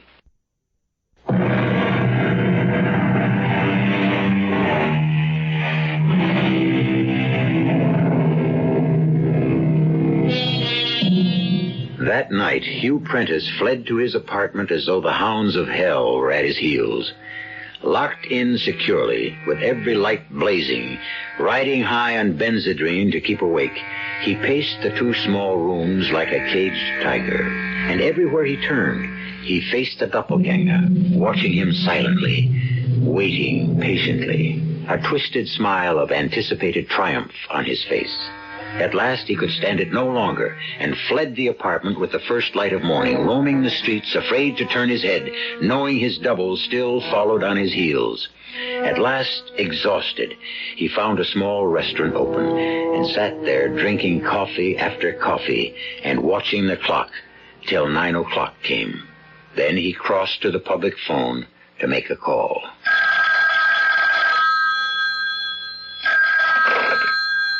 Dr. Brandt speaking. Dr. Brandt, this is Hugh Prentice. I'm a student of yours in a lecture series. It's a large class. I don't place you for the moment. Well, that doesn't matter. What does matter is, look, Doc, I'm in trouble. Can you help me? Help you? How? I can't, not over the phone. It's like a matter of life and death. Help me? Well, if you put it that way, of course. I'll try, Mr. Prentice, was it? Yeah, Prentice. Hugh Prentice. Very well. How soon can you be here? We're within 10 minutes. Very well, I'll be waiting. I hung up with the strangest feeling. My comprehensive basic psychology course has a large attendance, some 100. The name meant nothing to me. No, that isn't right. I didn't recognize it, but what I did recognize was a stifling feeling rising in my gorge of implacable hatred for this Hugh Prentice. Why? The name filled me with revulsion. What connection could... And then suddenly... Oh, the pain struck again, sharper than ever. Oh, now... Where did... Come. Morning, Felix. I just dropped by to... What is it, the pain? Yes. Where are your morphine tablets? Drawer. Forgot this morning. Wait a minute. I'll feel better than that. Why must you be so pig-headed? Don't want to establish the habit. The habit will hurt you less than the pain right now. Here, let's get one arm out of the coat. That's better. Can you roll back your sleeve while I prepare the syringe? Yes. Hurry. Just let me swab first. Now, hold steady. Hold steady. So this will take hold in a minute. Oh, they're getting worse, Jim, and more frequent. Well, I'm sorry, I can't help any more than I can. The only treatment medicine has to offer you, Felix, is palliative. I know. I also know I haven't got much longer. That's what worries me so about Fran and that guy, whoever he is. I don't want him to wreck the rest of her life. Oh, that'll be one of my students. Wants to see me about something. I have to run anyway. I just wanted to tell you some good news. I got the tests back on Fran, and I was maybe a little hasty on my first diagnosis. With care, there's no reason she can't have a child again. I don't know if that's good or bad, as long as that skunk is still alive, whoever he is. I'll let your visitor in. I was looking for... Dr. Brandt. You have the right office. I was only visiting. Shut the door and come in. You're Mr. Prentice? Yes, sir. That's right. Hugh Prentice. Sit down. Oh. Suppose you tell me what's troubling you. Have you ever had any delusions like this before? Not on your life. Have you done anything recently that That you're sorry for, ashamed of? No. Like what? I don't know. That's why I asked. No. Why should I be ashamed of anything I do? I mean, like I freewheeled, you know? I give what I get. That's all evens with me. What does that mean? Like it's a tough world, Doc. I mean, they're all against me, like most of them. They? Who are they? You know, people. Are your mother and father still alive? No. My old man took off before I was 5. And my ma, well, she horsed around like she had to live, make the bread for me, like anyone, I guess. She liked a good time. What kind of a job did she have? Are you kidding? Bringing home uncles for me. Huh. I must have had 100 or so uncles by the time I was 14. And then... Then what? Then she left me with an aunt. An old dried-up stick. I shouldn't kick about her at that. When she died, she left me enough dough to go to college like now, and, Hey, look, what has this got to do with that goon who's tracking me? I'm trying to get around to that. You don't like women very much, do you, Hugh? I don't know what you're getting at. You like to punish them because of what your mother did to you. Isn't that it? Look, I don't have to have you push me around like them. I mean, all I came here for was to ask for help. And I'm trying to give it to you. Well, can you just get this whatever the hell it is, off my back? I want to try, if you'll just help me. Anything, Doc, anything. I gotta get some sleep, and I'm afraid to. You're quite safe here. What's that thing? It's a metronome. Some people use it to learn to keep time to music. I use it to calm people down. Now, just keep your eye on the needle as it swings back and forth, and try to relax, and answer my questions as honestly as you can, and maybe, together, we can get to the root of what's wrong with you. Tell me your name again. Hugh. Hugh what? Hugh Prentice. Where were you born? Allentown, Pennsylvania. What was your father's name? Frank. And your mother's? Mary. I use hypnosis a lot in my work, but never more deliberately, and I'm ashamed to say, callously, than today. Because suddenly, from some deep recess of my being, an electric wave was sending its knowledge to my brain. A second sight was born, and I was suddenly sure who Hugh Prentice really was. Can you hear me, Hugh? Yes. You know a girl named Fran Brandt, don't you? Sure. She's my chick. You know she's my daughter? Yeah. And you made her pregnant? She was careless. You took her to someone to get rid of the child? Sure. It's the way it is. No sweat. Don't you know she loves you? Man, like they're buses. Another one any minute. Yeah, sure. That's how chicks are. Do you love her? What's with all this love jive? I ain't tying myself down no way. It's like I told you, I freewheel. Nobody gonna cut down my style. Keep trying. All the squares, all of them, but I'll show them. Anyone ties me down, I stomp on them good. Especially chicks like my mother. All sweet words and cut your throat the first chance they get. Only me, I'm too smart. I cut them down to size first. Don't you worry about old Hugh. The morphine was wearing off already. I sat back in my chair watching the boy whose secrets I had bared. A schizophrenic, classic, already paranoid. Possibly he could be saved through analysis, chemotherapy, new treatments which are being reached every day.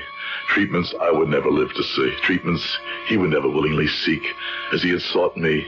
Because out of the dark side of my studies and my learning, I had raised a doppelganger. Then for a moment, the pain hit me so wildly, so acutely, agonizingly, that I must have blacked out a moment because... Don't bring him out of his hypnosis. He doesn't deserve to live.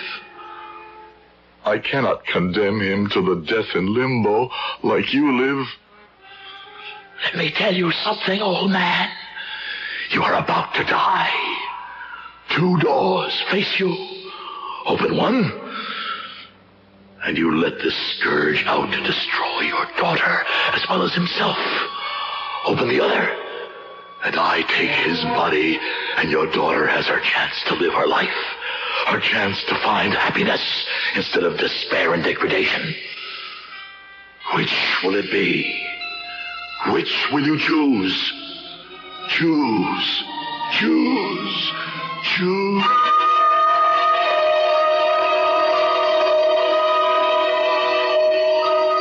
Only in sleep can a doppelganger take possession of another body. Looking at the boy frozen in deep hypnosis across my desk, around him, was it my own pain? A shadowy figure hovered. I knew I could banish the shadow if I willed. But I had chosen my door. I rose and left the office to go home to my study.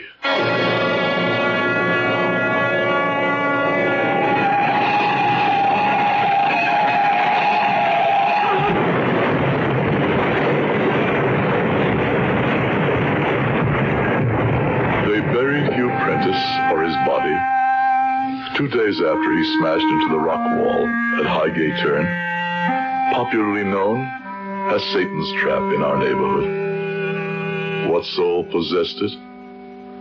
I will know very soon.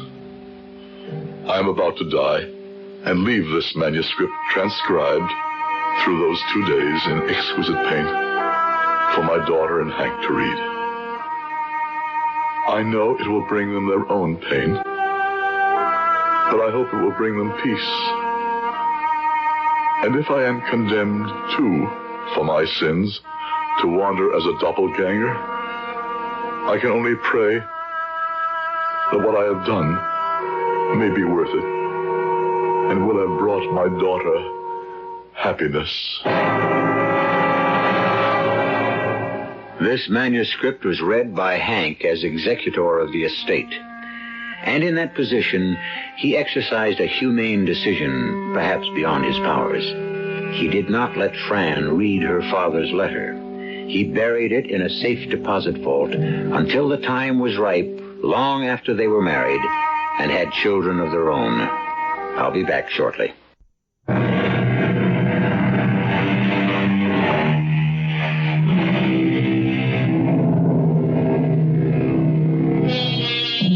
This story came to me through accidental channels, long after the principals were gone. I cannot vouch for the truth of it, any more than I suppose any of the principals involved could. It's a story, I suppose, of retribution, and at the same time, a frightening lesson to all of us who stretch the human relationship beyond normal demands. If we sin deep enough, in some form, in some way, I suppose there is a doppelganger who will vie with us for retribution. The only way to avoid that is to deny him the chance. Our cast included Howard Da Silva, Rosemary Rice, Tony Roberts, and Russell Horton. The entire production was under the direction of Hyman Brown. This is E.G. Marshall inviting you to return to our Mystery Theater for another adventure in the macabre. Until next time, pleasant dreams.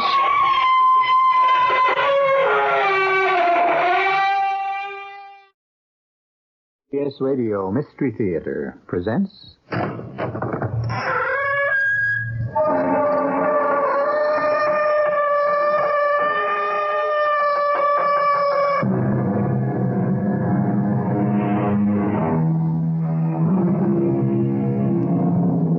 Come in. Welcome. I'm E.G. Marshall. Psychiatrists have sought the answers to puzzling facets of human behavior for years. Today, we speak freely of phobias, unexplained psychotic experiences. But in the year 1793, a humane, enlightened physician of the infamous mental institution at La Bicêtre, a hellhole by any description, was brought to trial for daring to treat mental patients like human beings. He himself was called mad for, as the court put it, freeing the beasts from their chains. But as I said, times have changed.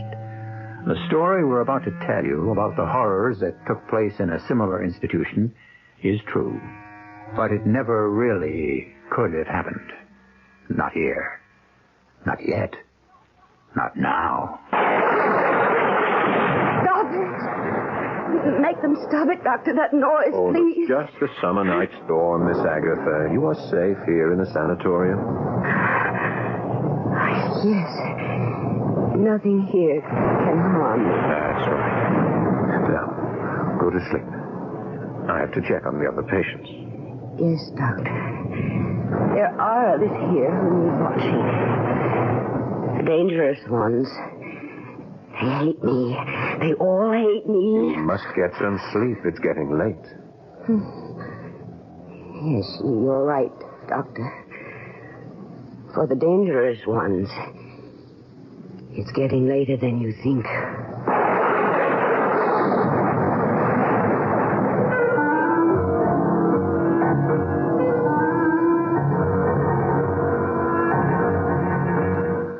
Our mystery drama, Free the Beast, was written especially for the Mystery Theater by Ralph Goodwin and stars Paul Hecht. It is sponsored in part by True Value Hardware Stores and Buick Motor Division. I'll be back shortly with Act One.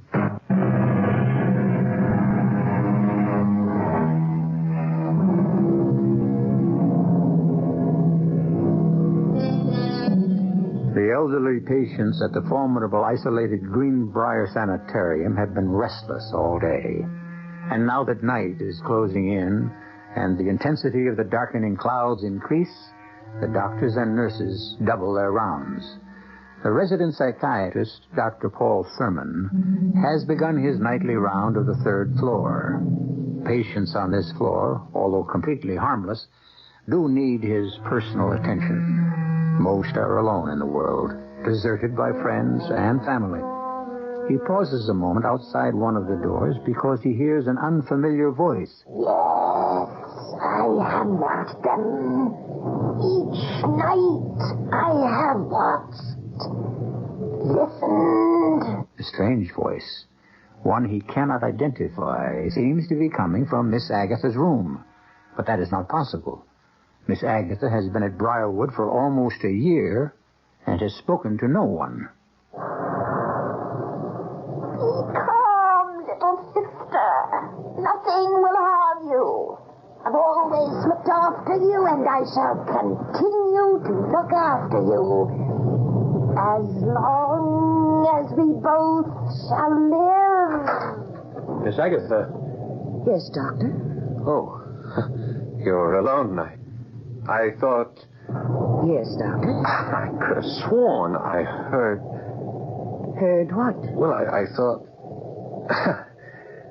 Strange, there's no one here in the room with you, and yet... Yet what, Doctor? I distinctly heard a voice. Oh, not your voice, Miss Agatha, but an older voice. A woman 70 or 80. You must be mistaken, Doctor. She called you little sister. I have no sister. Yes, I know that. But I do have a puzzle for you. A puzzle? Brothers and sisters, I have none. But that woman's mother is my mother's daughter. Who am I? Miss Agatha. No, stop. Make them stop, Doctor. That noise. Just a summer night storm, Miss Agatha. You're safe here. Yes.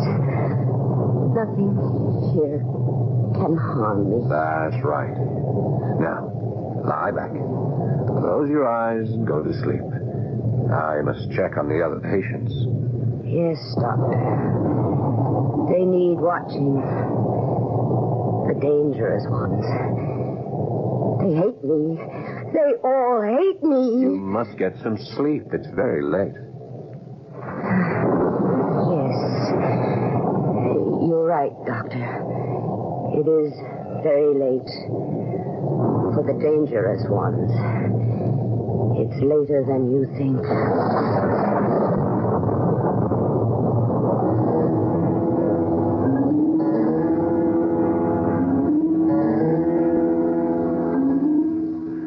But I tell you, I heard it, Margaret. But it's hard to believe, Paul.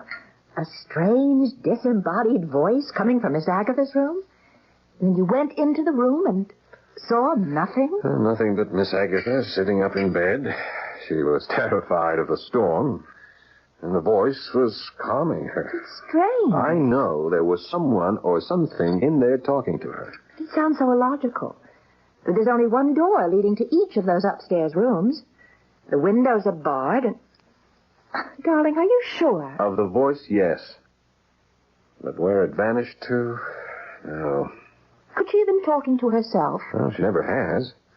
Besides, the voice was so different. The entire quality of that voice, it was so much older, raspier. I tell you, Margaret, something strange, something unexplainable took place on that third floor last night. If I may say so, Doctor, considering you are an accredited psychiatrist, you're acting weird. The word, darling, is weirdly. I'm not acting weirdly, just cautiously. There is one thing you can do, sweetheart. What's that? Let's start by pulling the file on Miss Agatha. See if she has any relatives she hasn't told us about. Relatives? Miss Agatha? Oh, she doesn't have. I mean, I've gone over her file a number of times since she was admitted. She's an only child. Are you sure? I'm positive. That voice, the voice I heard in her room, it called her little sister. Look, Paul, I know I shouldn't attempt any psychiatric explanations, but you know how lonesome Miss Agatha is, never making friends with the other patients here. What are you getting at? Well, it's a theory that's usually applied to children, but considering how far Miss Agatha has regressed, isn't it possible that she's invented a playmate, a protective playmate, an older sister? That's a good try, but just you concentrate on being beautiful, huh? Let me concentrate on what I heard in that empty room last night. You still insist there was someone in there? Someone or something.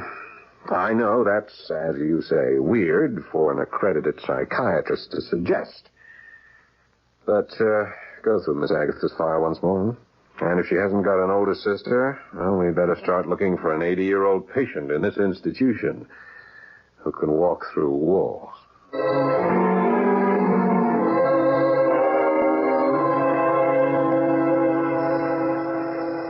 This is a progress report dated the 28th. Patient Miss Agatha Milford, age 37. Patient not adjusting to confinement. Resistance to group therapy aggravated by persecution complex. Oh, yeah, come in. Patient is convinced that members of group are hostile to her. Sounds like you're reporting on Miss Agatha, right? Right. I'll be with you in a minute, Margaret. Just let me complete this tape. I brought her file. Everything I could find on her. Oh, well, in that case, I'm with you right now. I dug up everything I could find on her. Good. I'll do my report again later after we check what you have. But it's a waste of time, really. Huh? I don't have a thing. No brothers, no sisters. She has none. Brothers and sisters, I have none.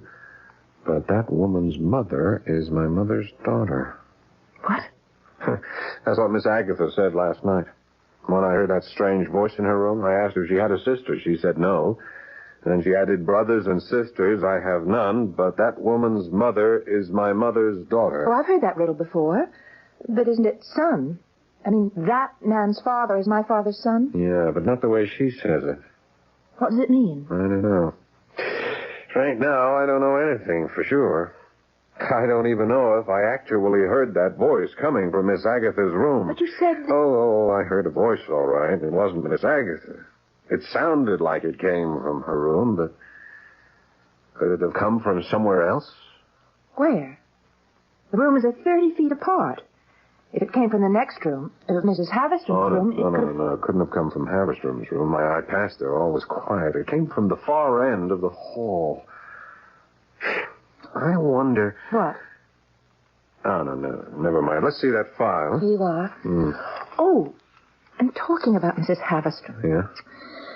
Well, she and Miss Agatha got into another one of their brawls this morning. Oh, no. What about... Same thing. Miss Agatha still insists that the gold locket Haverstrom wears around her neck is hers.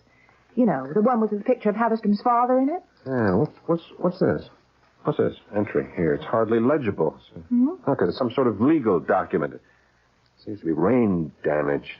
Well, what is it? Adoption papers. Adoption papers? Yeah. 1936 or 39. I can't quite make it out. An adoption agency in Greenville Township. That's just across the county line. The name on the document is Milford. Yeah. That first name looks like it could be Agatha. Yeah? You know, I bet if we checked this out, we'd find it's Miss Agatha who was adopted. But it's funny she never mentioned Well, it. she may not know. Most adopted children are never told. Agency records are confidential. But I think we've come up with a lead. A lead? When she doesn't know she's adopted and agency records are top secret? What kind of a lead is that? That's a tough one, I'll admit. But with a little digging, we may find out more about our strange Miss Agatha. Now, what was that about the locket? The usual. Miss Agatha insists that the locket is hers. And this time she tried to tear it off Mrs. Haverstrom's neck. And, well, Haverstrom swung her cane at her, but fortunately she missed. That Haverstrom locket? It could be Agatha's, you know. Well, I don't see how. Agatha Milford came here less than a year ago. I mean, look at her record. Here's what she brought with her. Just a few personal belongings, items supplied by county hospital. No jewelry. I see. Well, just keep Haverstrom and Miss Agatha separated, will you? Yes, Doctor.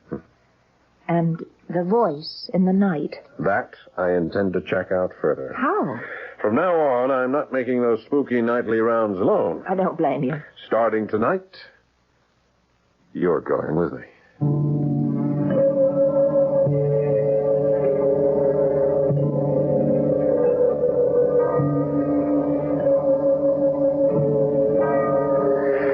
Well, 10 o'clock. Time to make the rounds. Someone covering for you down here? Yes, one of the matrons. All right, let's be off, shall we? Just a few more steps to the top. Oh, careful. Careful, the railing here is not too secure. Railing?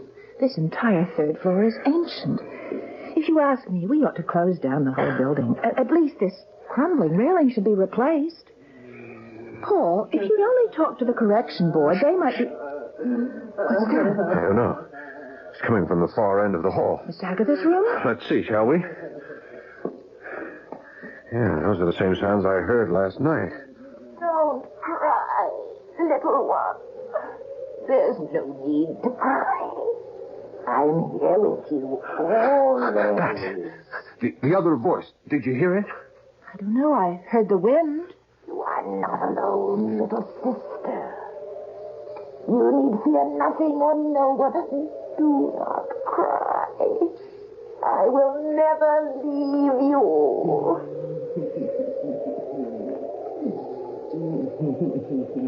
Is it a voice or is it the wind? I can't quite understand the words, and yet... Listen. There's nothing to fear, my little sister. No one will harm you. I've always looked after you. I will continue to look after you. Until death do us part. It's a weird voice. It's certainly not Miss Agatha's. Please. Tell me, little sister, why do you weep? Is it about a locket? Your locket? The one that's been taken from you? Is the locket That Haverstone woman still has it. She tried to kill me. I wish she were dead. She's talking to herself about that fight she had with Mrs. Haverstone this morning. What is she talking to herself? I want it, sister. I want it. That locket is mine. Mother gave it to me. You were there. You remember? Yes, I remember, little sister. The locket is yours. And you shall have it. I promise. Wait. Don't go. I must, little sister. I must. The voice. Listen, it's fading. Quick, open the door. I can't. It's locked. Keys. Here's the keys. Sister, please. Come back. Damn it, the keys. I don't have them. Miss Agatha. Miss Agatha, Dr. Thurman, let me in. No, doctor, go away. I'm asleep. I must rest. Please, Miss Agatha, Nurse Palmer is with me. I must talk to you. Please. Please let us in.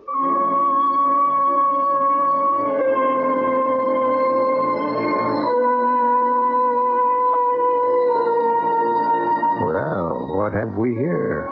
A ghostly, disembodied voice that makes nightly visits to one of the lonely inmates of Greenbrier Sanatorium?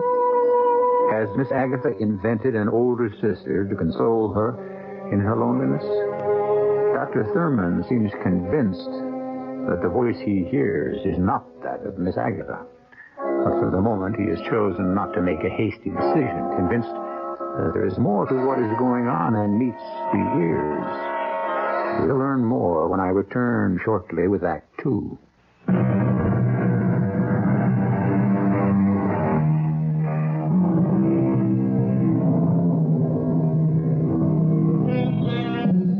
Over 600 years ago, back in the 15th century, two scholarly monks compiled a book of horrors called Malleus Maleficarum, a definitive study of mental illness that proved conclusively that the poor tortured souls chained in the snake pits were not ill, but unwillingly possessed by demons and witches.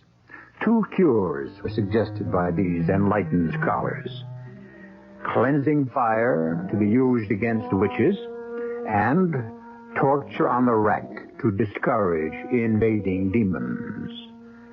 It is recorded that both of these cures worked permanently, but that was yesterday.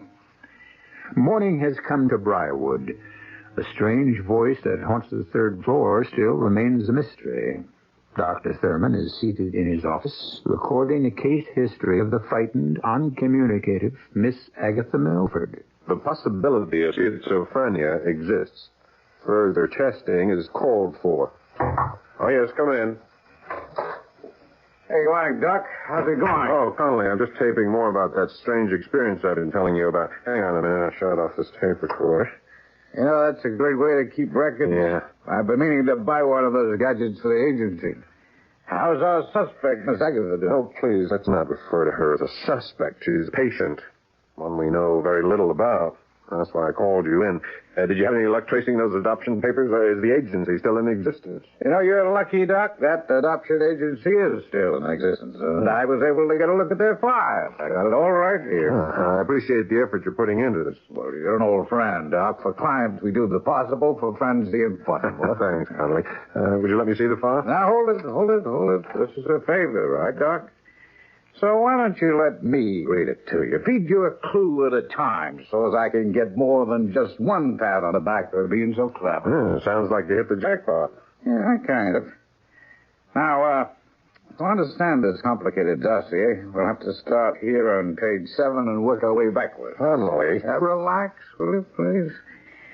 Now, let's see. First, we have the patient transfer from Greenfield to Briarwood, the newspaper clippings, then the murders. Murders? I'm coming to them. Here we are. Milford, Agatha, natural parents. Natural? Your hunch was right, Doc. She was adopted. Then the name of the child on the adoption papers, the name we couldn't read? Agatha Anne Milford, adopted daughter of Charles and Henrietta Milford. Her real mother was named Mason, Carrie Lee Mason. She worked as a lab technician at Mercy Hospital. That's where the child was born. A few months before the trial took place. Trial? Yeah. It seems Miss Agatha's mother was some sort of nurse's aide at the hospital, took care of terminally ill patients. And she was a very sympathetic woman. Unfortunately, too sympathetic. What does that mean? Well, according to these newspaper clippings I dug up at the library, dated September 1939, the supposedly kindly Mrs. Mason was accused, and later convicted, of the murder of 6 of her patients. She simply turned off the oxygen supply and let nature take its course, which, of course, was inevitable. Only the jury judged it to be murder in the first degree. Oh, poor woman. Watching those patients suffer day after day. Wasn't the pressure that she was under taken into consideration by the court? Yeah, but that's just the point. Evidence in the trial showed that she was under no pressure at all before, during, or after the murders. According to her testimony, she just, followed orders. Orders? She said a voice told her to do it. It's all here in this newspaper account. It seems our Mrs. Mason heard voices in the night. Voices that calmed her and comforted her in times of trouble. And voices that told her how to comfort others. Good Lord. Like mother, like daughter. What? No, nothing. Go on. What else do you have there? This woman, Mrs. Mason, Miss Agatha's mother, did she have any other children? Other children? Yeah, sons, daughters. Particularly daughters. A girl, perhaps, older than Miss Agatha. Oh, at least not according to the records I've dug up. Mrs. Mason had no other children. Miss Agatha was an only child. Are you sure? It's important. Could there possibly be a sister, an older sister? Oh, you mean that voice you've been hearing, huh? I'm sorry, Doc. There's no answer on that. When the Mason woman was sent up for the murders, her child was put up for adoption. Miss Agatha, that is. Her only child. Now, of course, there are skeletons in every closet if you want me to dig deeper. Yeah, I wish you would. Well, sure, buddy, I will. The easy way out is to classify Miss Agatha as a schizophrenic. You mean that Miss Agatha and her sister may be the same person? Yeah. Only you don't really believe that. No, not after the studies I've made so far. There are reasons too complicated to go into. Yeah.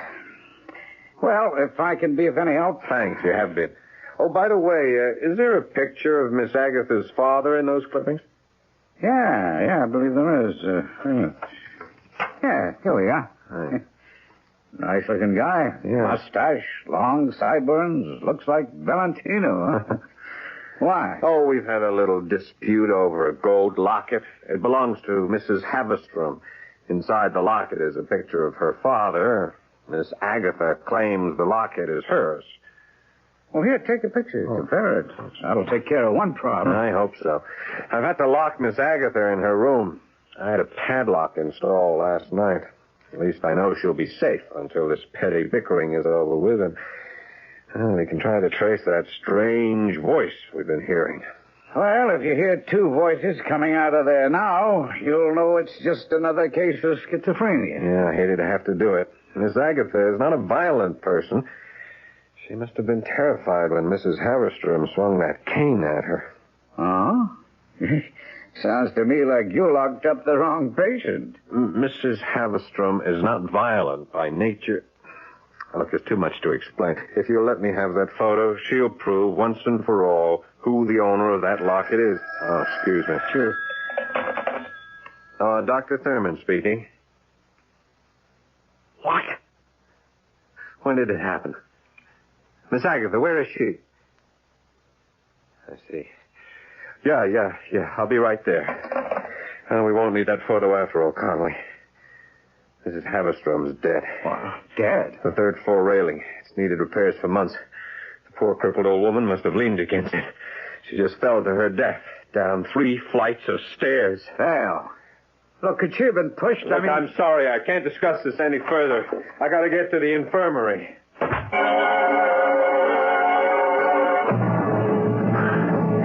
Slow down, Paul. I can't keep up with you. I'm sorry, Margaret. I'm anxious to check out Miss Agatha's room. I just don't understand how Mrs. Havistrom got out of her room and over to that shaky railing alone. Where was the third-floor matron, huh? She was called away for a few moments. I've told you never to leave the third floor She unattended. was only gone for a short while. You heard me tell that to the police. They're taking the body away. When this gets out, Margaret, I just can't understand what happened. Oh, come on, let's get to Miss Agatha's room. All right, Doctor. I'm sure you'll find everything in order. Door locked since last night, as per your instructions. Padlock on, also locked. I don't think so, Miss... Connolly, what are you doing up here? Just a little checking, Doc. What I found isn't too pleasant. Who is this man? I'm sorry, Margaret, this is Charles Connolly, a detective. Detective? Private detective, a friend of mine. He's been checking into Miss Agatha's background for me. Whatever for? I wanted to find out more about her. I told him about the argument she had with Mrs. Haverstrom over that locket. That Haverstrom woman didn't fall down that flight of stairs by accident. What are you trying to say, Connolly? The woman was dragged from her room and tossed through that rotted railing. She was murdered. What? And I didn't say anything in front of the police. I mean, they accepted it as an accident, but someone carried her to that railing and pushed her over. My guess would be Miss Agatha. That's impossible. She's been locked in her room since midnight. Well, that remains to be seen. Where's the room? At the end of the corridor. Even if she did get out, she couldn't lift a 200-pound arthritic patient like Mrs. Haverstrom. The woman wasn't lifted. She was dragged along the floor. I found black heel marks leading to the edge of the stairs and the end of the broken railing. Let's get to her room. Okay, right with you, Doc. How could Miss Agatha get out of her room? It was bolted from the outside, reinforced by a security lock. It just doesn't make any sense. I'm afraid there's just no other answer. There's got to be another answer. Huh? Up ahead. Now, you see that room in the far end of the hall? Huh? Well, that's Miss Agatha's room. And even from here, you can see that the padlock is still on and it's still intact. Well, I'll be... Yeah, not a mark on it. It looks okay. It's solid, sturdy. Who has the key? I do. If you gentlemen will step aside, huh?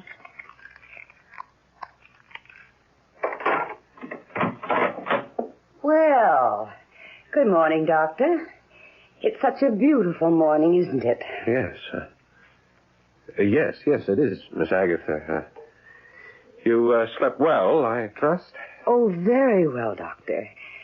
I see you've brought some visitors.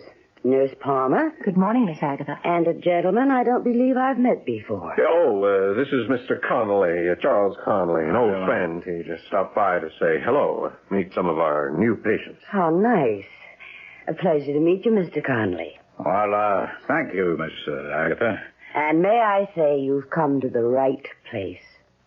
I beg your pardon? Well, I mean, it doesn't look like much from the outside, but it's so pleasant here. Everyone is so nice. Oh, yeah, is that right? Mm-hmm. Even Mrs. Haverstrom. She was trouble for a while, but everything is fine now. It's all been taken care of. It has? Yes. Doctor, I have a confession to make. That was my sister you heard me talking to in my room. I didn't want to admit it because of sanitarium rules. No visitors after 8 o'clock. But since she won't be coming back anymore, I can admit that she's been here. Because everything is all right again. What do you mean, everything is all right again? Well, look, Doctor. Look what I have around my neck. Good Lord. Mrs. Haverstrom's locket.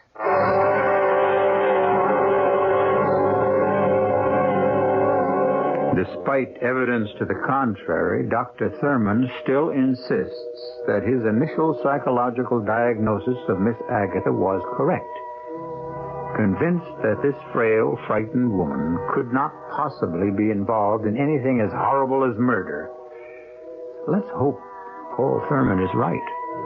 Because if he is not, he could be dead wrong. We'll learn more when I return shortly with Act 3.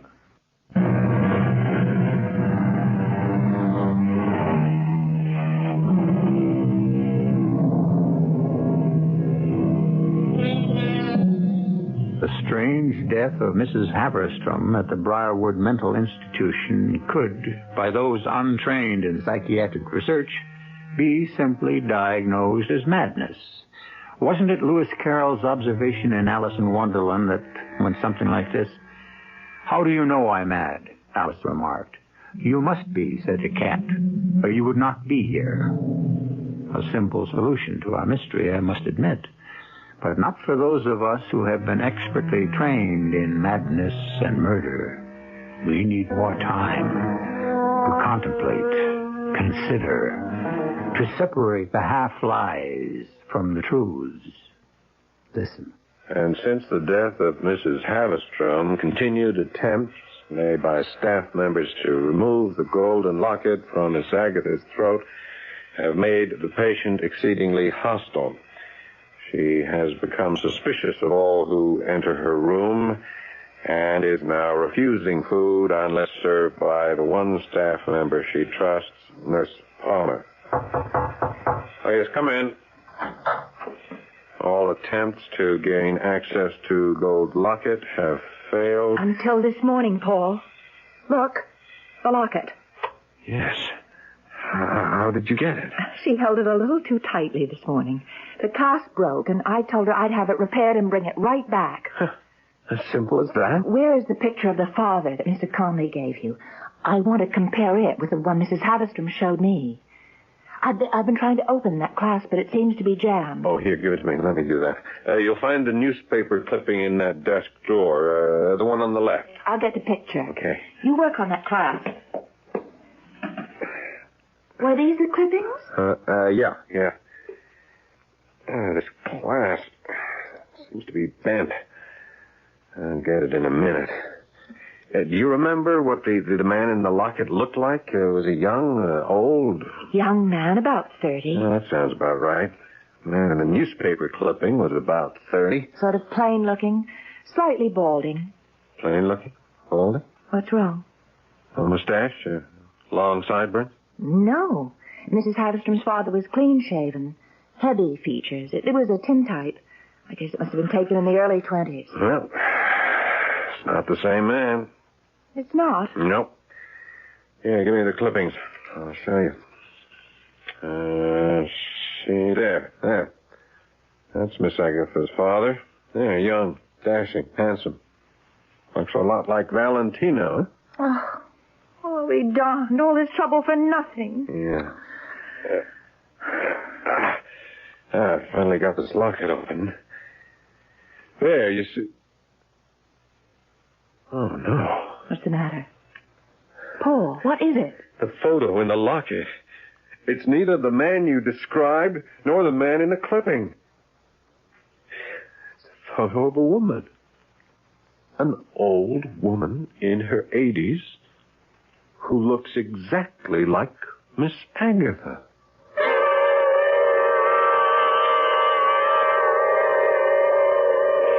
And so I rushed right over to your office, Mr. Conley. I brought the locket with me. And inside you'll find the picture of that strange woman that we found when we opened it. Could I see that locket, Miss Palmer? All right, but I have to bring it right back. Miss Agatha found out I showed it to Dr. Thurman. She's very upset. She says she told her night visitor, the avenging sister, about Dr. Thurman refusing to return her locket. Which means he's next on her list. Or somebody's list. Can I look at that locket, please? Oh, yes, of course. Here. Thank you. The clasp is still jammed, so I left it open, you see. Mm-hmm. Now, that's the photo that we found inside the locket. It looks exactly like Miss Agatha, only 30 years older. Yeah. Yeah, it does, doesn't it? And you have no idea how this photo got in here, hmm? No. We still have no idea how Miss Agatha got the locket in the first place. The last time I saw it, Mrs. Haverstrom was wearing it. Yeah, I know. And when Mrs. Haverstrom fell through the railing to her death, down that flight of stairs, Miss Agatha was locked in her room. How many keys out of that padlock? You still insist Miss Agatha had something to do with Mrs. Haverstrom's death. But in order to do that, she'd have had to have help from the outside. An accomplice at the sanitarium. How many keys, Miss Palmer? 2. Mine and Dr. Thurman's. Oh. Since Dr. Thurman is an old friend of yours, I suppose that puts me in the category of being a prime suspect. No, I didn't say that. You did. But you didn't say I'm not. If anyone had the opportunity to assist Miss Agatha in this, what you call, madness, I did. Yeah, Miss Palmer, I thought of that. I mean, you turned the 3rd floor over to a matron that night, right? Then sent her on some sort of errand. What do you mean, some sort of errand? We have a diabetic patient under our care, Mr. Conley. I sent the matron to give that patient an insulin shot. Was the patient on the 3rd floor? No, she's in Ward 1 on the main floor. Then that would leave the 3rd floor unsupervised, huh? And it would give you time enough to accomplish whatever you wished. Unobserved. I resent this. Time enough maybe to smother Mrs. Haverstrom with a pillow, drag her to the top of the stairs, and toss her to her death through the rotted railing? Is that an accusation? No, Miss Palmer. It's just a theory. All right. And how do you explain the locket that we found around Miss Agatha's neck? Well, you have a key to her room. You could have slipped in, placed the locket around her neck while she slept. And the photo, Mr. Conley? I assume you have an answer on that, too.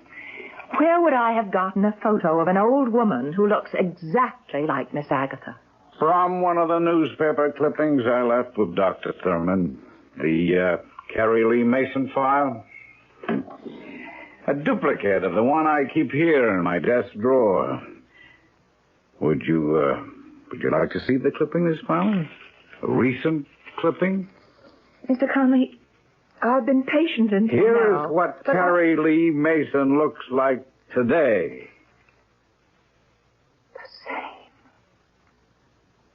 The same photo. It's exactly the same as the one in the locket. Oh, not quite, Miss Palmer. You see, the prison guards have been cut away to make the photo fit in the locket frame. Easily enough done with, a pair of surgical scissors. I've had enough. I haven't. Now, I've checked out this sister theory Paul Thurman keeps insisting on, and so far I've come up with nothing. My partner Ross is out on it right now. You've had less than 48 hours. He's going to come up with nothing, Miss Palmer. The prison is in Greenville. He's there now checking their records, and it's a waste of time. If you don't find any record of an older sister, then there has to be some other answer. Because I'm not it. Oh? You forget. The night Dr. Thurman heard that strange voice coming from Miss Agatha's room, that second night, when I went with him to check it out, I was standing right alongside of him, outside the room. Yeah, that's true. All right, if you can explain how it's possible for a person to be in 2 places at the same time. That's very simple, Miss Palmer. The voice Dr. Thurman heard could have been on tape. Tape? Yeah. You do make it a practice to record patient histories on tape, do you not, Miss Palmer? I heard Dr. Thurman making such a recording when I stopped by his office. Who transcribes those recordings, Miss Palmer? I do. Excuse me. I won't be a minute. Hello? Conley? Oh, it's you, Ross. What? Well, what new development on the Mason file? You just found out what? Yeah, I'll meet you at the sanitarium. And then notify the police. Nurse Palmer will be with me. We're leaving right now. Bye. What was all that about? There's no time to explain now. How fast is that car of yours? It's not mine. It's Dr. Thurman's. It's a sports car. It can do 100 if you open it up. Well, baby, we're going to open it up. We got to get back to that sanitarium, and let's hope we make it in time.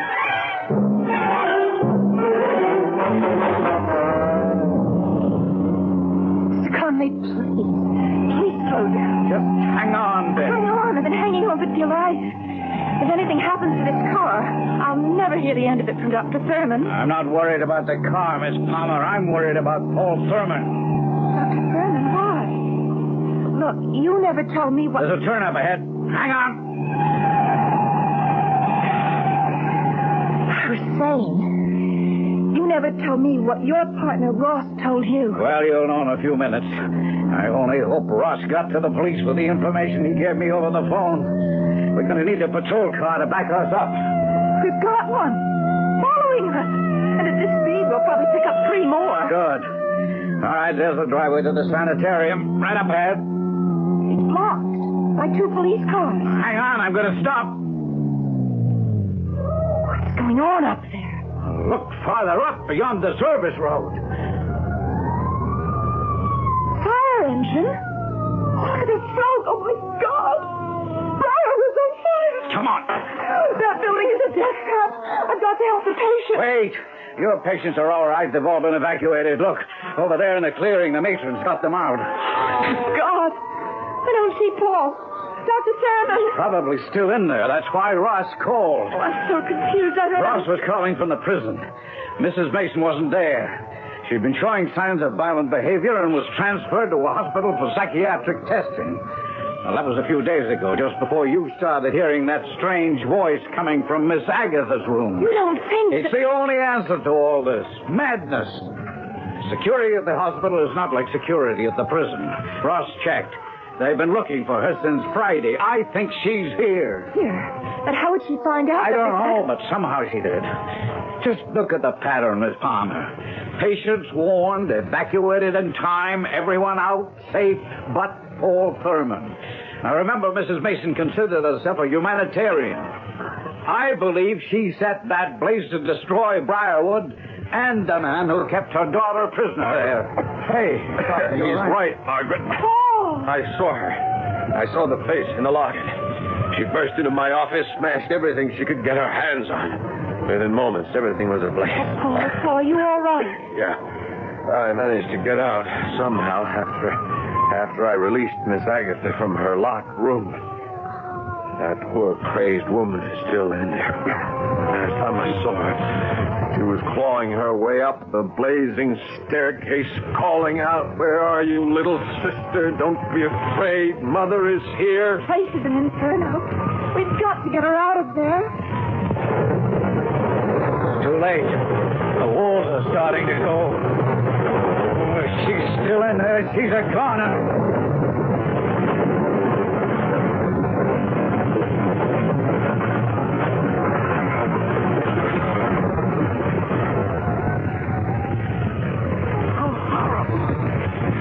Nothing could escape such devastation. At least the others did. Are you sure they all got out? Yeah. Everyone but Mrs. Mason. I don't understand. What made her do it? You know about these things, Paul. What brought that woman here? What drove her to such total destruction? She couldn't help herself, Margaret.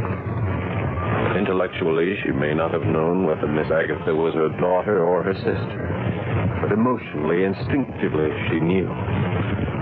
She was driven by one of the strongest forces in nature.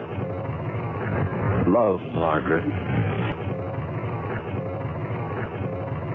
Love.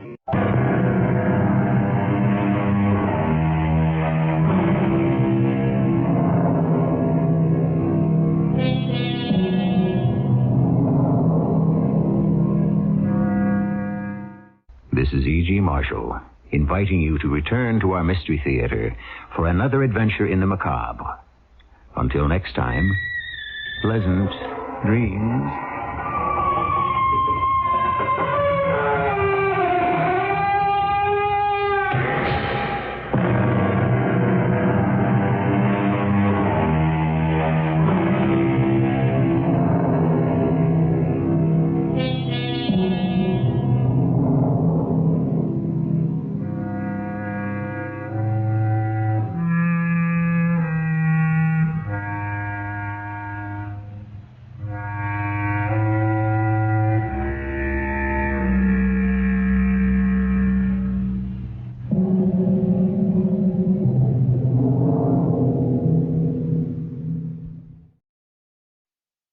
Radio Mystery Theater presents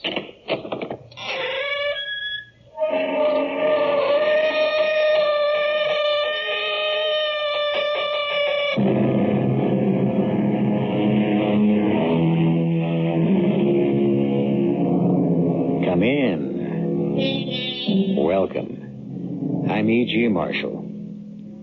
Money has been called many things, but the cynical observation that applies to our story is from Thomas Jefferson, who said, "Money, and not morality, is the principle of commercial nations." Change that a little to money and not morality governs most of our lives, and you will understand our tale. It begins a week after a death in a family, and it begins on a jarring note. Miss Armstrong, I have been a jeweler here for over 35 years, and I've never seen anything like it. Mother willed it to me. She loved that pearl necklace.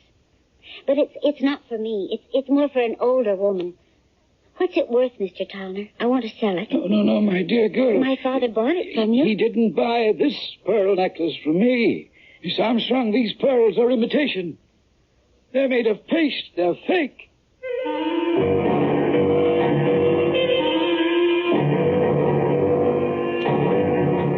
Our mystery drama, Crime Casts a Shadow, was written especially for the Mystery Theater by Roy Windsor and stars Evie Juster and William Redfield. It is sponsored in part by Carrier Air Conditioning and Contact, the 12-hour cold capsule. I'll be back shortly with Act One.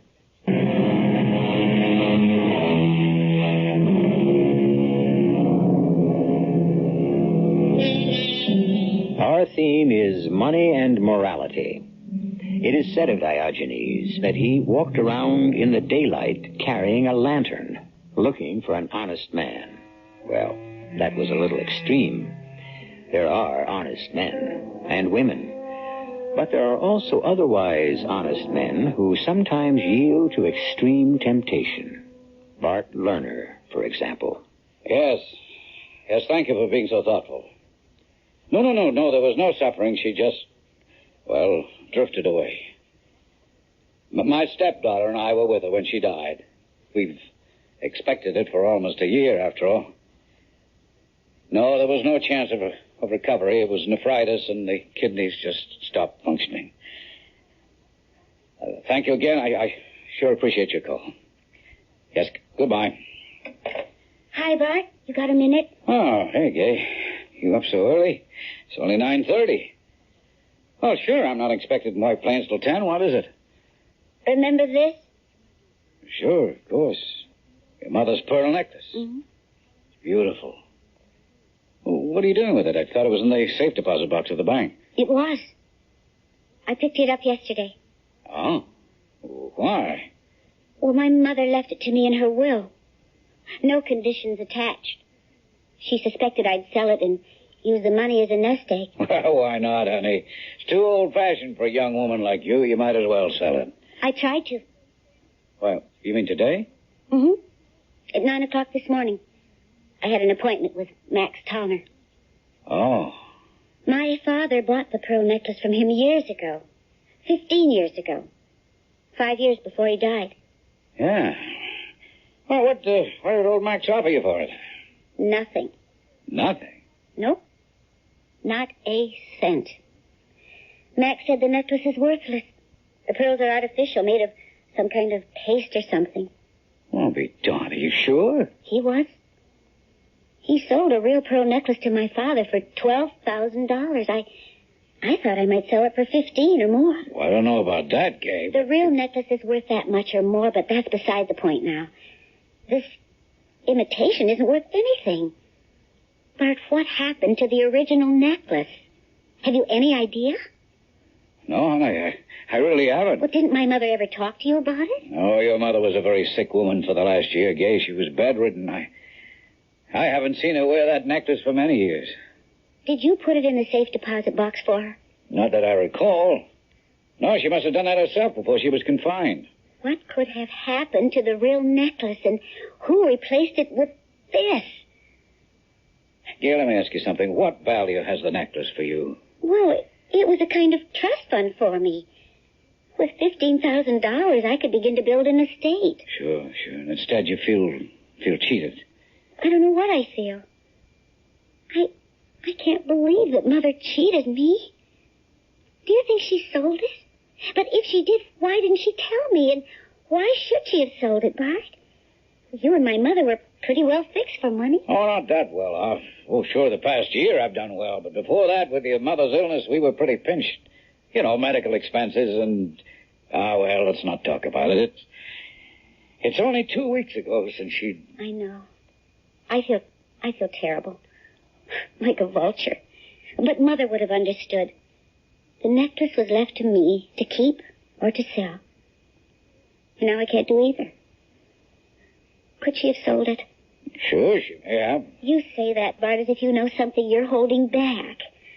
No, it's nothing I know. But it is something you suspect, right? Well, I was puzzled at the time, I admit. I was thinking of taking out a second mortgage on the house to meet some large bills. And your mother objected strongly. You know how she was. Pay as you go and stay out of debt. I know, but if she sold the necklace, why didn't she tell me about it? Probably because she expected to redeem it. I really don't know, Gay. Well, I want to find out. Look, I tell you what. The necklace was worth, say $15,000, right? I know my father paid more than 10. And that amount of money was going to be your nest egg. Right. Okay, I'm going to make out a check for that amount and give it to you. What? No, I mean it. You'll have all your money, and we'll say no more about it. Well, but now, not a word, honey. This is what your mother would have wanted. Oh, then you know she sold the necklace. I know nothing of the sort. All I know is that I never took a loan, and somehow the bills got paid. The nurse who stayed with us, the doctor bills, the hospital tests. Oh, sure, the insurance covered part of it, but almost half of the expenses we had to pay for. I insisted, she explained, but she just smiled, you know the way she did, and said I wasn't to worry. I had enough to worry about with my contracting business. So you suspected she'd sold the necklace, huh? Your mother never would let the subject come up. I didn't realize. Now, look, it's all settled. Bart, I just can't let you Honey, give me... look at it this way. If your mother helped me out at a time when I sure needed help, I owe her whatever the necklace is worth today. We'll make it $15,000. The necklace was left to you. It's gone. Let's forget it. But I can't forget what I owe. I'll have a certified check for you for $15,000 when I come home from work. But I don't know what to say. I'm very fond of you, honey. I think of you as a daughter. Oh, and you know I'm fond of you. All I can say is thank you. It's an awful lot of money. No, I done well this year. I don't think about it. Well, what do you suppose became of the real pearl necklace? Somebody bought it. Through the jeweler, Max Tallner? Maybe, or maybe it was sold direct. I wouldn't know. Why? Curiosity. I just can't imagine Mother selling it without saying anything. I thought we'd agreed to forget about it, Gay. Oh, I suppose I should, but, it bugs me. It's so unlike Mother. There's nothing to do. Just forget it. I can't. I have to find out what happened to the real pearl necklace.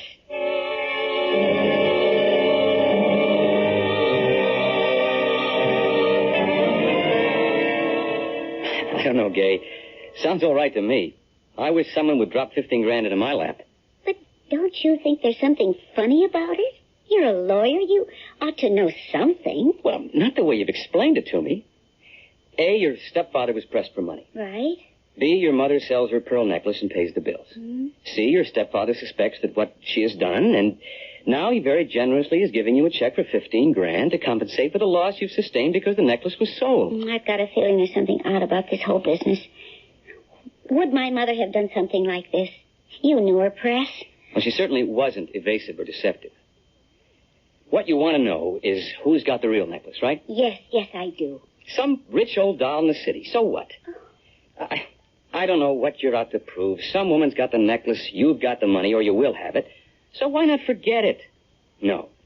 You think your mother didn't sell the necklace. You think that maybe Bart Lerner stole it. Oh, I don't know. I just can't believe it. Not Bart. He's a good man. Well, lots of good guys have turned bad. Oh, not Bart. Well, then what about this feeling of yours? Well, it's also unsatisfactory. Now, listen to me. I telephoned Max Tallner, the jeweler, late this morning because Bart said maybe Max had bought the necklace from my mother. The answer is no. Max sold it to my father, but he hasn't seen it since, not in 15 years. So where could Mother have disposed of the thing? Well, maybe in the city. Lots of dealers. You mean fences, right? No, legitimate dealers. The necklace hadn't been stolen. Your mother owned it. She had a right to sell it or to borrow on it. Well, but maybe somebody took it out of the safe deposit box at the bank. Impossible. Only someone authorized is allowed to examine a safety deposit box. Mother, me, Bart Lerner. And I didn't swipe the necklace. And neither did your mother. It was her property. She had a right to remove it. And neither you nor Bart Lerner had that right. So if your mother didn't sell it, and if you didn't steal it... Don't be stupid, Fred. Well, then Bart Lerner did. Look, we're going around in circles, baby. Let's have some dinner. We can talk more over some food, huh? All right, Fred. But I want to get to the bottom of this funny business for my own satisfaction. It just wasn't like Mother to sell such a gift for my father.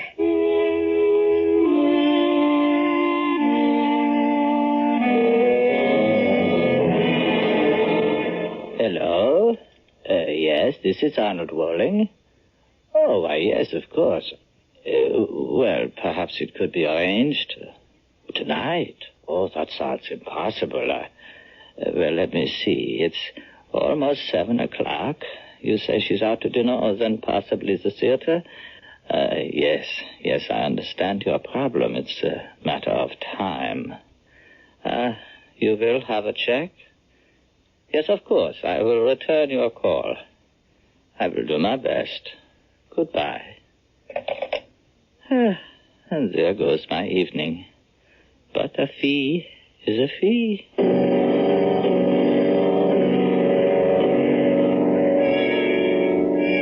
Yay, I'm glad to see you out. I was awfully sorry to learn about your mother.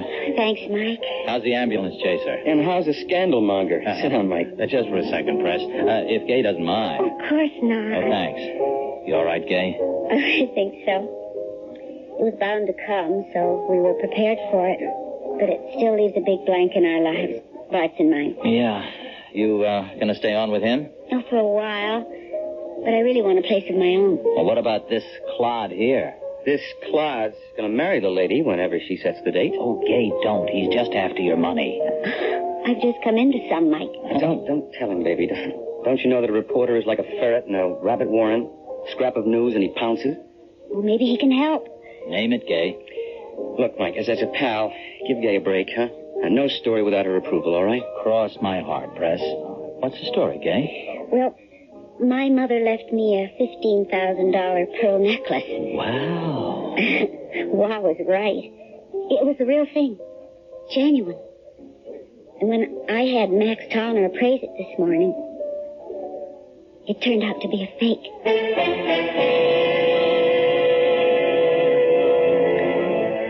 You know how it is after someone has died. Not long after the mourners have departed, the oftentimes unhappy business of settling the estate begins. It's somewhat unusual, however, when a daughter discovers that a costly pearl necklace willed to her by her mother is worthless. Had the mother sold it? Perhaps.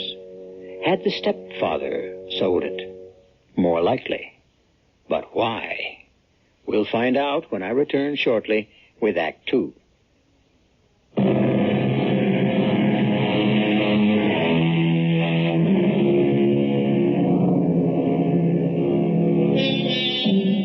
To believe with certainty, we must begin with doubting. That was written a couple of 100 years ago. Nothing highly original about it. Common sense ought to teach us, if not to doubt, at least to question. And that's what Gay Armstrong has been doing ever since her remarkable discovery. A pearl necklace willed to her by her mother and kept in a safety deposit box in a bank has been appraised as worthless. What became of the necklace? We will soon find out. Well, that's quite a story, Gay. What do you think? Oh, I don't know what to think. Let's be practical. The necklace is gone, but Gay has the $15,000. Yeah. I'm sure the money is great, but that's not her point. There's a mystery about the whole thing. What happened? That's what Gay wants to know. Exactly. The whole thing's as phony as plastic wood. Meaning my mother didn't sell the necklace? Of course not. Bart Lerner stole it. Oh, honey, I know how you feel about him. I like him, too. But he must have needed money, so he grabbed the necklace and sold it. You really think that Bart Lerner stole the necklace? Sure. Who else? Well, my mother may have gone to the bank and... Oh, I doubt it. She was a pretty sick lady. It's easy to check. The receptionist at the bank vault makes you fill out a slip. Ask the bank to check out the time anyone asked for your safe deposit box, and you'll find out if your mother went to the bank this past year. That's an idea. I mean, it's obvious. I'll bet only Bart Lerner had gone to the bank. Also, can you believe for a minute that if Bart needed money, he wouldn't have talked it over with your mother and that she wouldn't have said, sell the necklace? They had a happy marriage, Gay. His story about all the secretness is so much hogwash. Either your mother said it was okay to sell the necklace, or he stole it and sold it. But which was it? And how can we prove it? You can't. Bart can always say your mother agreed to have him sell the necklace. And you can't disprove that, Gay. But Mother would have told me. Maybe. I guess I'm with Preston there. Take the 15 grand and forget the mystery. If my mother told Bart he could sell the necklace, why didn't he say so? Why didn't he tell me soon after the funeral and before I went to the bank to get the necklace to have it appraised? I don't know. Well, don't you find that kind of funny? He had a lot on his mind, honey, after all. No, you can't convince me. What about now? He is giving me a check for the money because the necklace is false. Well, he's in the money now, Gay. But does anyone just hand over $15,000 to a stepdaughter? That strikes me as a guilty conscience. Hey, no, wait a minute. What? A year or so ago, Bart says he was pinched for money. Mm-hmm. Now, what about now? Today? He's making a lot of money. Doing what? I know he's a contractor, but what specifically is he doing? What's he building? Well, I can answer that, Mike. Bart's company is building a big stretch of road in northwest New York State. Miles and miles of it. Now, why? What are you thinking? A real story. You've lost me, Mike. Good. Forget it. Let me just do a little digging. If I discover anything, I'll let you know. But what about my necklace? Mike, maybe if you ran a little human interest story in the forum... No, I don't think so. That could embarrass you. I agree. All Mike could write about would be your suspicion that Bart Lerner stole the necklace. We don't know that. I'm sure of it now. That's not good enough, honey. You have to have proof. Also, so soon after your mother's death, you'd look, well, greedy. Oh, I suppose that's right. But what do I do? I got an idea. If it pans out, we'll know what happened to the real necklace. And I'll have a story for our front page. What kind of a story, Mike? Graft.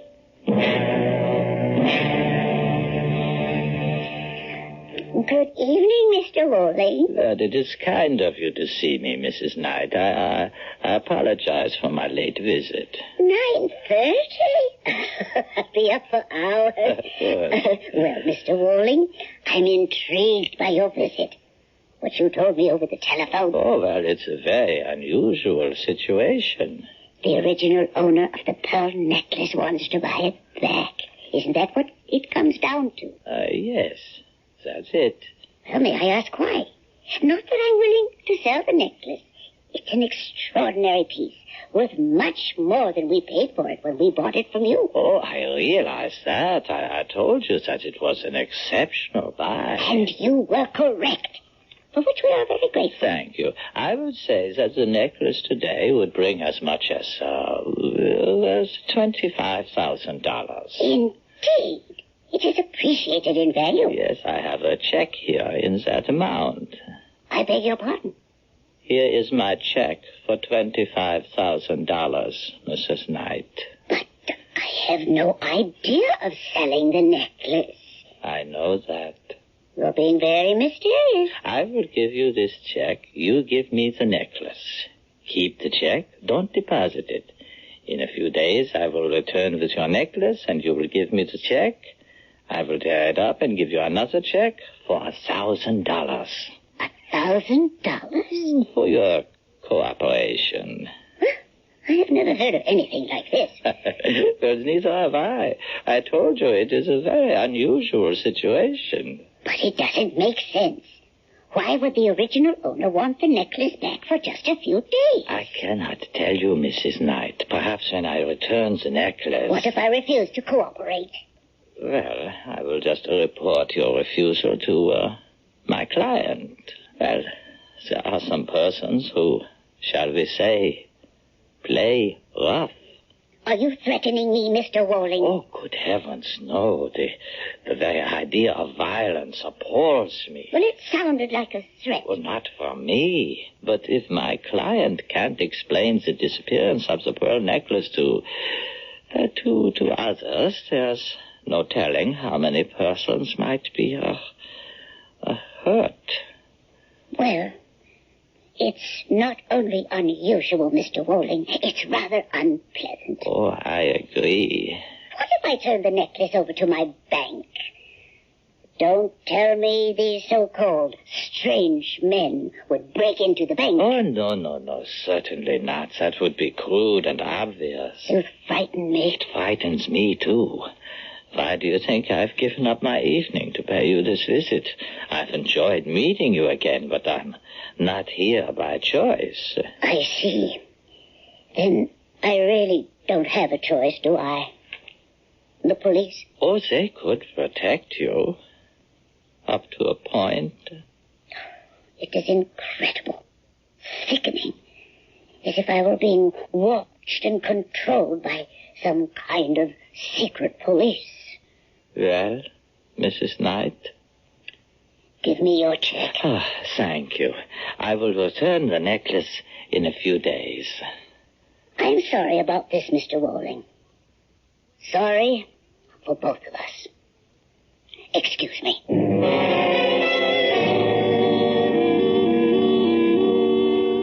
Hi, honey. Why, Bart, it's almost midnight. What are you doing up so late? Oh, waiting up for you. You have a nice time? Very nice. Well, how's Preston? Fine. Did you just wait up, or did you want to see me about something? Well, yeah, matter of fact, I did. Huh? I've been thinking about you all day long. How upset you were this morning about your mother's necklace. And by the way, here's that check for you.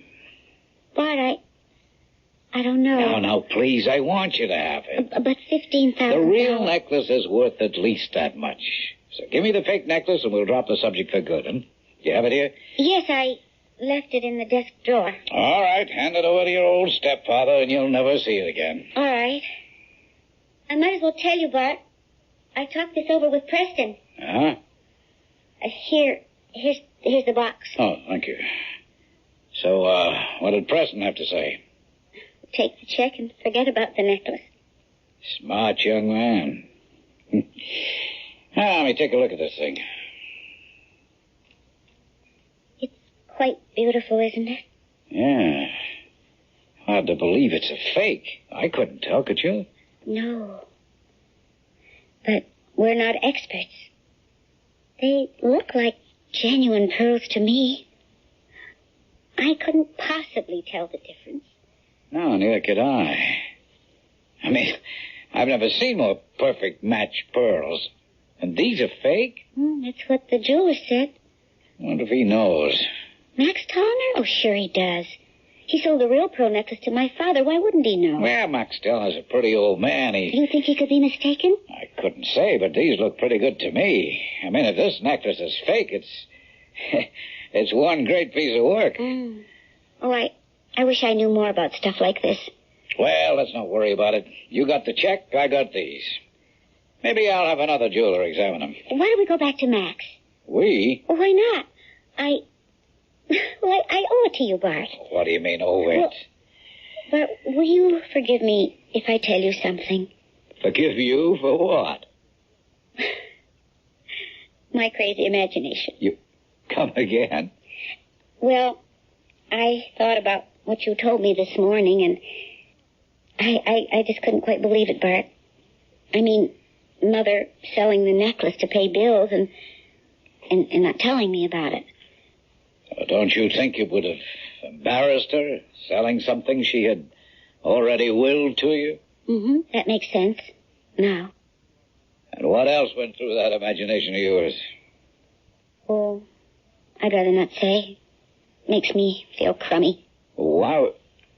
Oh. Did you think that I had stolen the necklace? Oh, please. Well, of course. It was a perfectly natural thing to think. I thought about it at work today. I knew what you were thinking. I feel terrible about it. Please forgive me. Done. And now let's forget it.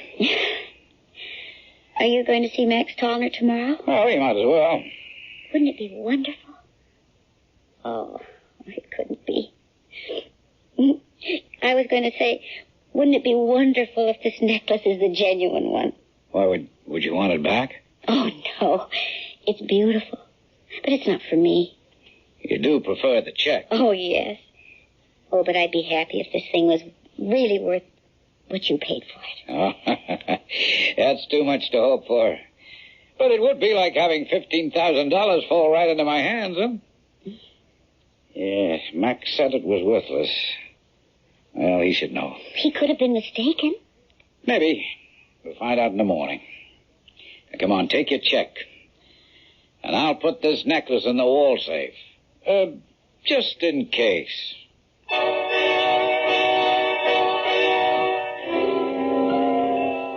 From what we've heard, that pearl necklace seems to be a rope of hemp around Bart Lerner's neck.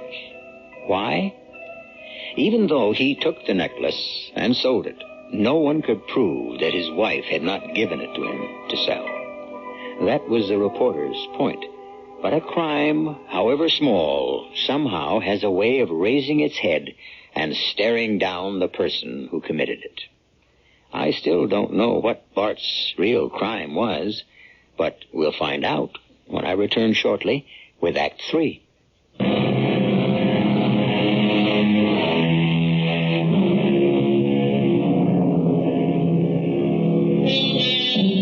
Crime really does cast a long shadow, meaning that there is always a vestige of a shadow trailing, however faintly, the person who did something wrong. Many crimes are not detected, of course, but they are known to the person, and try as hard as he will, his knowledge of something evil he has done cannot be erased from his conscience. If a man's life is his character, as many philosophers and writers maintain, then Bart Lerner was flawed by the weakness of temptation. Its consequences will now become apparent. Oh, well, my goodness, Miss Armstrong, you back again. Oh, I'm sorry to be a pest, Mr. Tom. No, come in, my dear, come in. This is my fiancé, Preston Welch, and Mike Shea, a reporter on the forum. Then I don't want to talk to him. He'll make me look like a fool. No, I won't, Mr. Towner. I'm after something bigger than what happened to you. What happened to me? Oh, what happened to me was I couldn't tell a fake pearl necklace from a real one. And if you print that story, I'll be laughed out of business. I've already apologized to Miss Armstrong and to Mr. Lerner. Mr. Tallner, is there any doubt in your mind that the necklace you saw this morning, an hour and a half ago, is genuine? No, not a doubt in the world. Yesterday I looked at the same necklace and told Miss Armstrong the pearls were fake. No, you didn't, Mr. Towner. I didn't. Well, I must be going crazy. You are the victim of a switch. The first necklace you saw was a fake. And last night, Bart Lerner and Miss Armstrong looked at it again. Lerner had his doubts about your appraisal. This morning they showed you the genuine pearl necklace. Is this true? We think so, Mr. Tallner. Well, then I haven't lost my mind. No. But why the switch? Can you prove it? We're going to try. We need your help. If you were going to sell the real pearl necklace, who would you take it to? Well, no one here in White Plains, I don't think. New York City, probably, yes. The big buyers and sellers are in the jewelry center down there. Uh-huh. Can you give me some names? Oh, there are so many. Becker, Taubner, Woling. That's Arnold Woling. He's very big. Uh-huh. He arranges many big deals and all legitimate. Press, hit the road and see what you can find out about, okay, Arnold Woling. I'll go with you, Press. No, you won't. You get back to your job. I'll report back to Mike if I have any luck. And I've got reports coming in already. Reports? About what? Payola, baby. The truth about your pearl necklace could rock the state.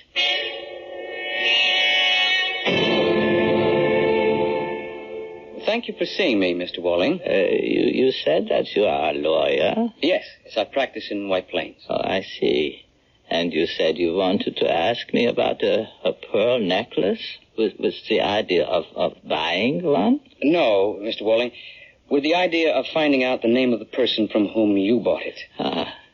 Assuming that I did buy such a necklace, the name of the seller is confidential information. You can, of course, understand that. Of course. Just what is your interest in the necklace? It was willed to a young lady I know. When she went to have it appraised, it was declared worthless. A fake necklace had been substituted for the genuine one. Oh, I see. Do you, Mr. Walling? Someone had to make that false necklace. You bought the genuine one and sold it. Those were legitimate transactions, Mr. Welch. I don't question that, but if you sold it, how did it happen that this morning at 9 o'clock, the young lady had the necklace appraised a second time, and this time it was the genuine article? I can't say. Did you help to arrange the switch, Mr. Walling? And before you answer, it is the opinion of a very sharp newspaper reporter, Mike Shea, and mine also.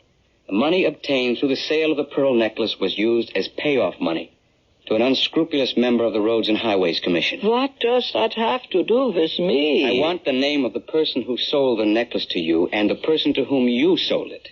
You don't know the former? Yes, but I want your testimony as proof. And I want to visit the buyer in order to piece the scheme together. And if I tell you what I know? I'll give you my word that I'll protect you and the buyer from publicity and innuendo. As a businessman, I have never violated a confidence. I said I'd protect you from publicity and innuendo, Mr. Walling. But can you protect my life?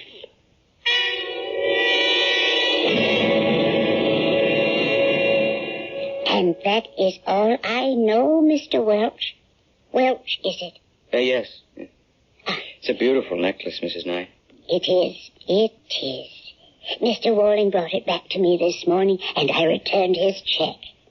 You will keep my name out of the papers, won't you? Certainly. It's an evil talisman. Well, I'm sorry for the stepfather. You say he's a nice man. Yes, he's very nice. Made a mistake is all. Not so much in selling the necklace to Mr. Walling, but in paying money to influence the paving contract. You know that for a fact? Just about. You expect him to involve the man he bribed? Well, he'll have to explain what he did with the money. If he won't, it'll go to court. Under oath, he'd have to talk. Alternative is jail. I wouldn't like to see that happen. Oh, but he'll be punished, of course.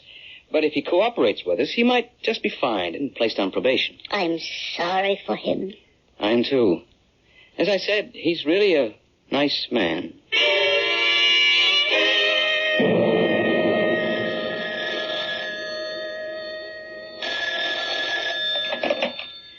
Bart Lerner speaking.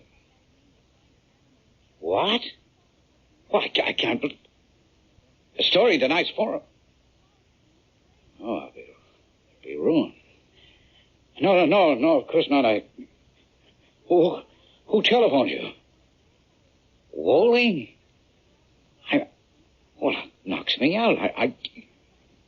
Yes, well, let me explain, please, sir.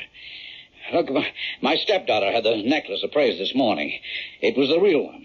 She was happy. She kept the check I'd given her, and I returned the necklace to Walling. I thought the whole thing was over and done with. Yes, sir, I realize it isn't a...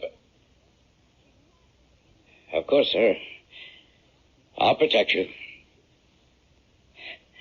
Well, thank you. I'm going to need the best brains you can buy. I can't tell you how sorry I am. What do I do? What can I do?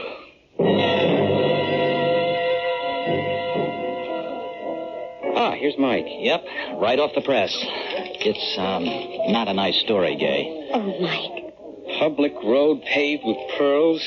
Bart Lerner suspected of selling stepdaughter's heirloom necklace to bribe Roads and Highways official.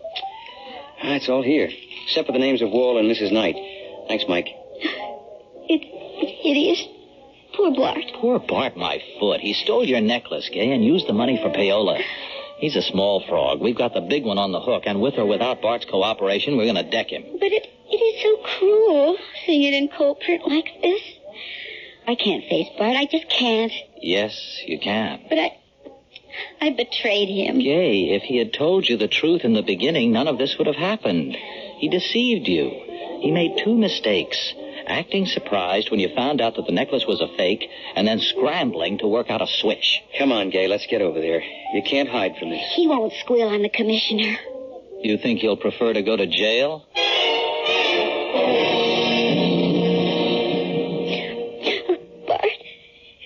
Bart, I'm so be all right. Come on, don't cry. Sit down, Preston. Mike. Right, thank you. Didn't know that rotten necklace. There was nothing wrong with the necklace, honey. Now, come on, dry your tears. How can you take it like this, Bart? What else can I do? I made a mistake. I have to pay for it. Oh, I'm so sorry. It just breaks my heart. Yeah, I'm kind of sorry, too. Well, Mike, you've had a field day, haven't you? I don't look at it that way, Mr. Lerner. You know, your newspaper is going to have a libel suit on its hands tomorrow. We can support what I wrote. You think so? Yes. All that Preston and I found out isn't in that article. Oh, I admit selling the necklace. My wife knew about that at the time. That's not what you told Gay. You said she probably had sold it. And you can't guess why. I didn't want Gay to think your mother and I had robbed her of a gift freely given. Wait a minute. If you agreed to sell the necklace, why did you have Mr. Woling make a paste copy of it? I don't think I'll answer that question. I gave Gay $15,000 for the imitation necklace. To make her forget the whole thing, sure. But that's where I came in, Mr. Lerner. Just a little more than a year ago, you were awarded a big paving contract. Why you? Well, we ran that down. You got the contract because one of the commissioners recommended you very strongly. Did you bribe him, Bart?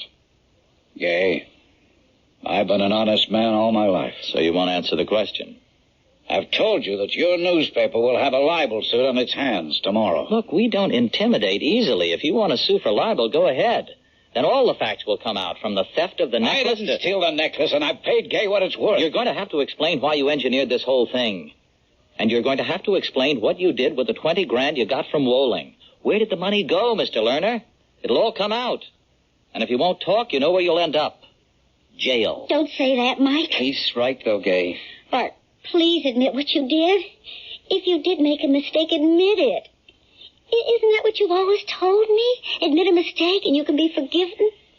Well, honey, that's easier said than done. Have you been threatened? Already? What are you talking about, Mike? Oh, Gay, you're really very naive. Your stepfather is in trouble. You mean if Bart talks, they'll kill him? Sound melodramatic? Well, it's true. He's already been warned, haven't you, Mr. Lerner? Yep. Well, you get rubbed out or spend a long time in jail. Not much of a choice, is it? I wouldn't like to make it. Well, I'm not talking. I'll see you in court, Mr. Lerner. Good night, Mr. Lerner. Gay, I'll be going too. Talk to you tomorrow, baby. Okay. Bart? Yeah? Did you bribe that man? No, honey. You didn't? No. Well, I don't understand then. He got the money. If he had... Yeah, he got the money. Who gave it to him? Who is he, Bart? I hadn't been very successful as a road constructor, never landed a big bid. I didn't know why. The man who received the money is named Thornbury. I know him, Bart. He was a friend of my parents. Yeah, and an influential man. And you didn't give him the bribe money? No, but I intend to say I didn't. Well, if you didn't give it to him, who... Bart. It got me the bid, honey. It was well-intentioned. Mother. She did it for you. And now you'll go to jail.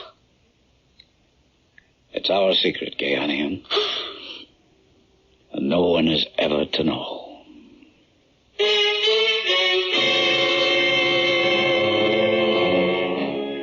And so the long shadow of a loving intention, which was a crime, for bribery certainly is that, will imprison a guiltless man. Not if he'll tell the truth, but could he do that to the memory of his dead wife and to the stepdaughter he loves? Quite a remarkable man, Bart Lerner. I shall be back shortly.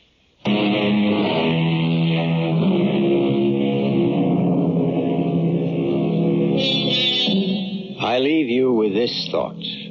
Crime is never founded on reason. Mrs. Lerner wanted to do her husband a favor.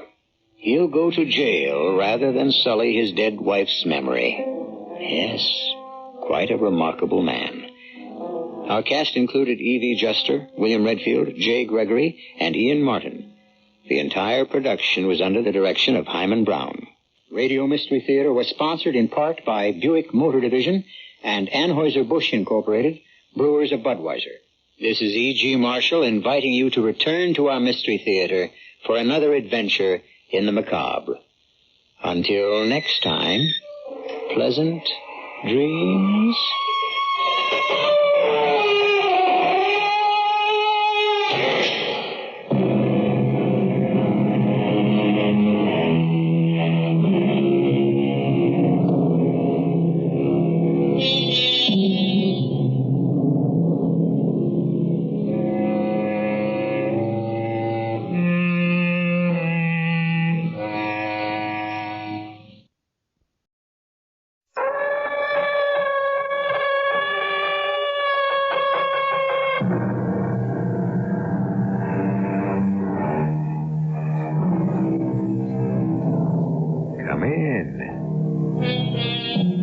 Welcome. I'm E.G. Marshall, procurator of this mystic province located in the Shadowland between reality and illusion.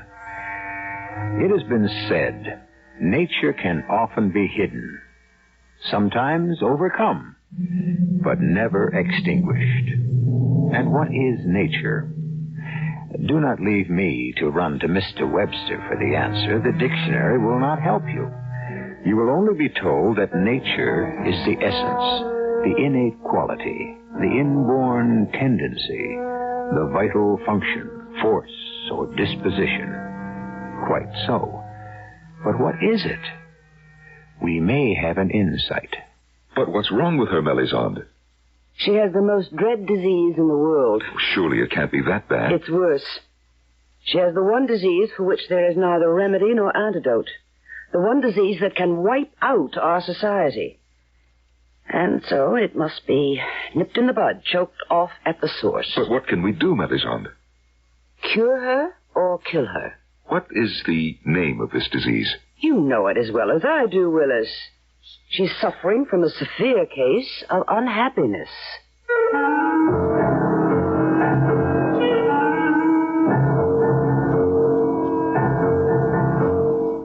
Our mystery drama, Pandora, was written especially for the Mystery Theater by Sam Dan and stars Patricia Elliott and Norman Rose. It is sponsored in part by Anheuser-Busch Incorporated, brewers of Budweiser, and True Value hardware stores. I'll be back shortly with Act One.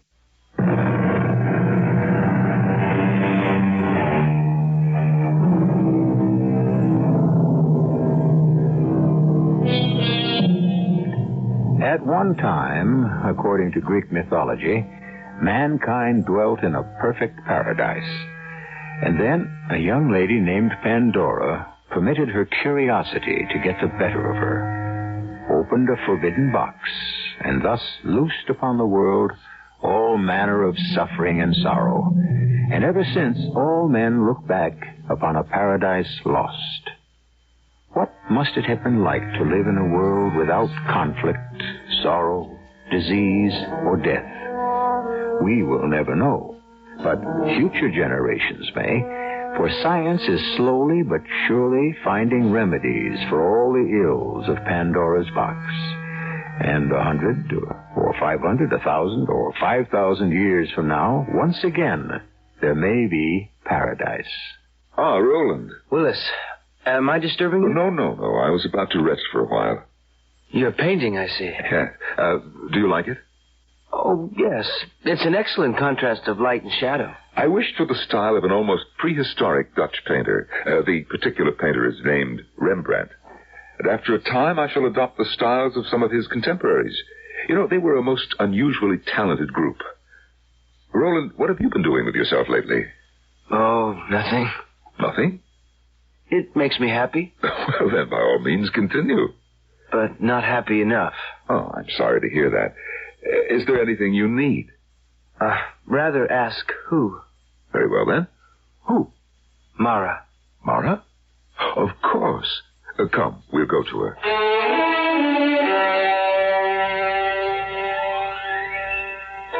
What is she doing? She decided she wanted to play the violin. I never cared much for music, but she could make me change my mind. That sounds glorious. She wished to be able to play in the style of an ancient musician named Paganini. Or was it Heifetz? I'm not sure. I could listen to that all day.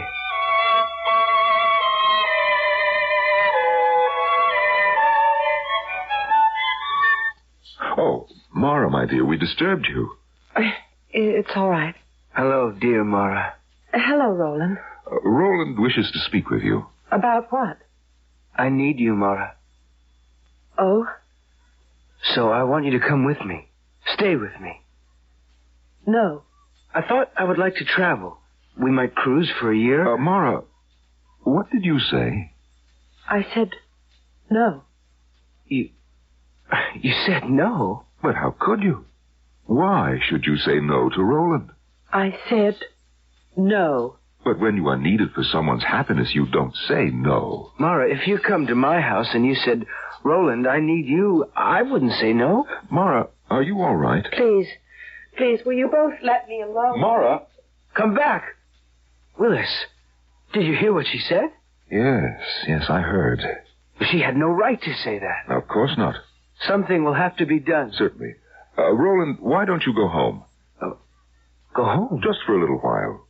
You see, she may be ill. Well, then all she has to do is drink some elixir of... She will, Roland, she will. Then have her do it now. On the other hand, she may not be ill. She's unusually sensitive. I understand. That's why I need her. Because, as you very well know, I'm not sensitive at all. Well, then you'll have to adapt yourself to her moods. Now, why don't you come back for her later, and everything will be just fine. May I come in, Mara? You may do as you like, Willis. What was the meaning of that little scene a moment ago?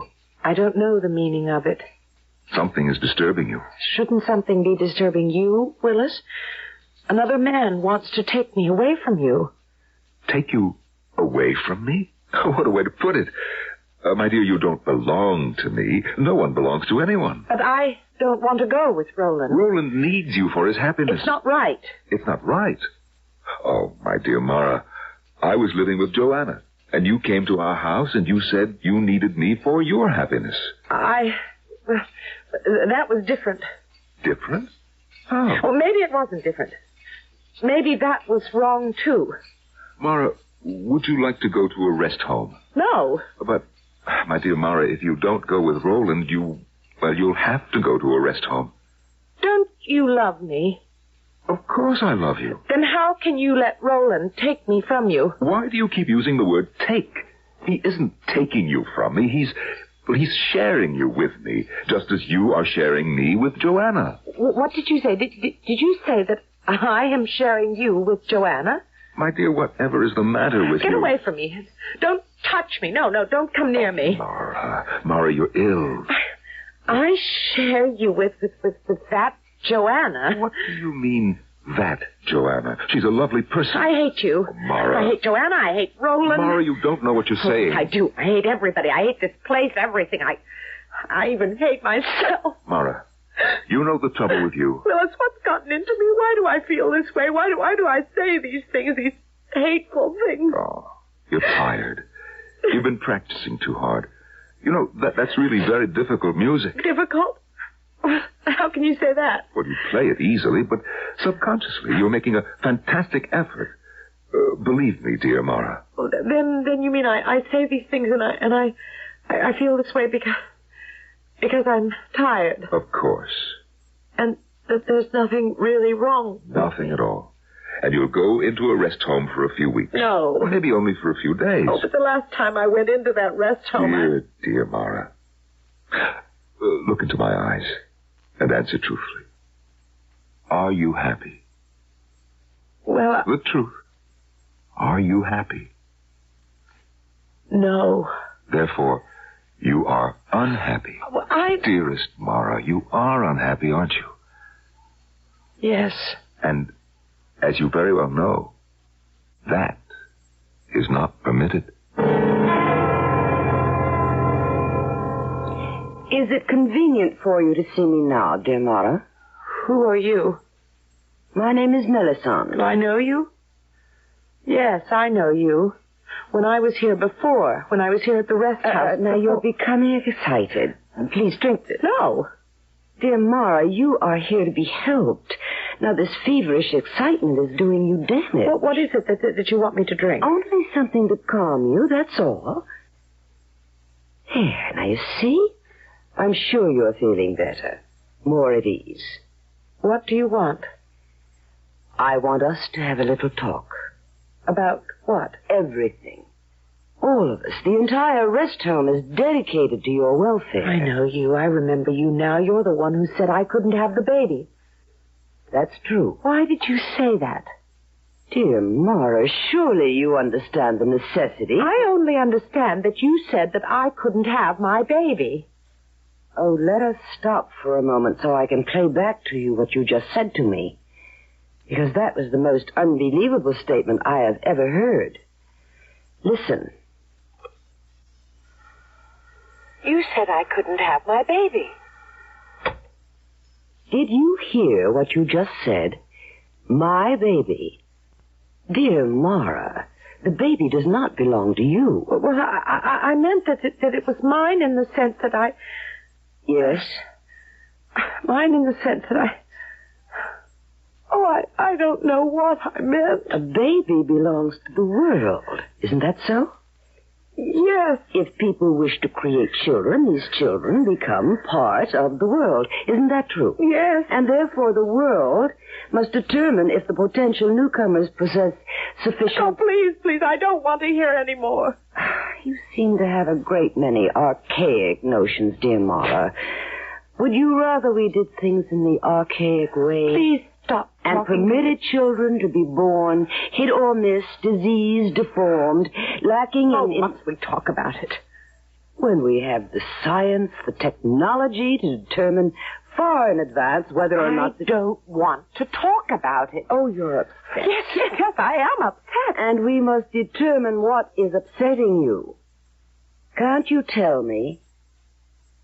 I don't know. Try to think. Everything upsets But me. why? I don't know. Oh, please. Why can't everyone just let me alone?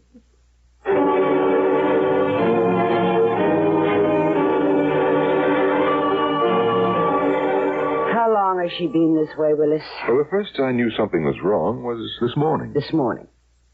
But had she manifested any signs some months ago when she was told she was not to be permitted the baby? No signs at that time.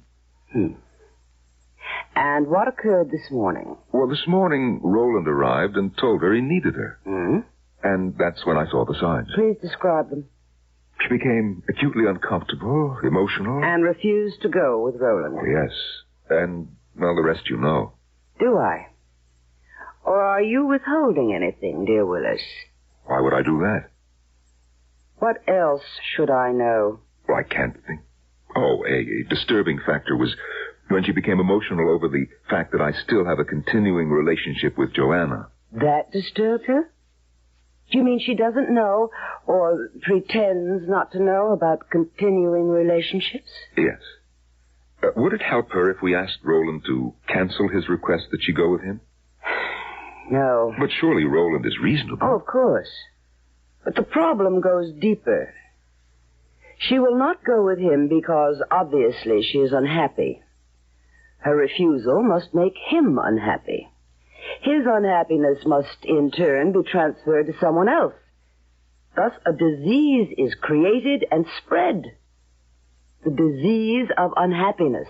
But the one disease for which there is neither remedy nor antidote. The only disease that can wipe out our society. It's a disease that must be nipped in the bud, choked off at the source. What are you going to do with her, Melisande? Well, surely you know the answer to that as well as I do. We shall have to cure her or kill her.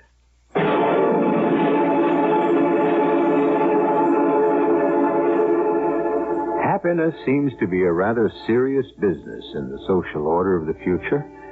You better be happy or else. But in a paradise where you can have anything you want just for the wanting, why should anybody be even remotely unhappy? Why? You're dealing with human beings, aren't you? Doesn't that answer the question? We'll have a great many more questions and answers when I return with Act 2 in just a few moments.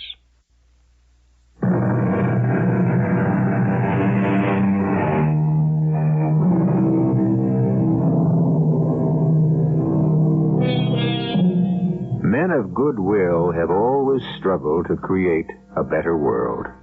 And the best of all worlds, of course, would be paradise. And what would paradise be? A place of unbroken happiness, where there would be no such things as sorrow, suffering, or disappointment. Could such bliss, such unrelieved bliss, become a bore after a while? How long do I have to stay here, Willis? You can leave any time you're ready, dear Mara. I'm ready right now. No. Why do you say no? Because you're unhappy. You are unhappy, aren't you?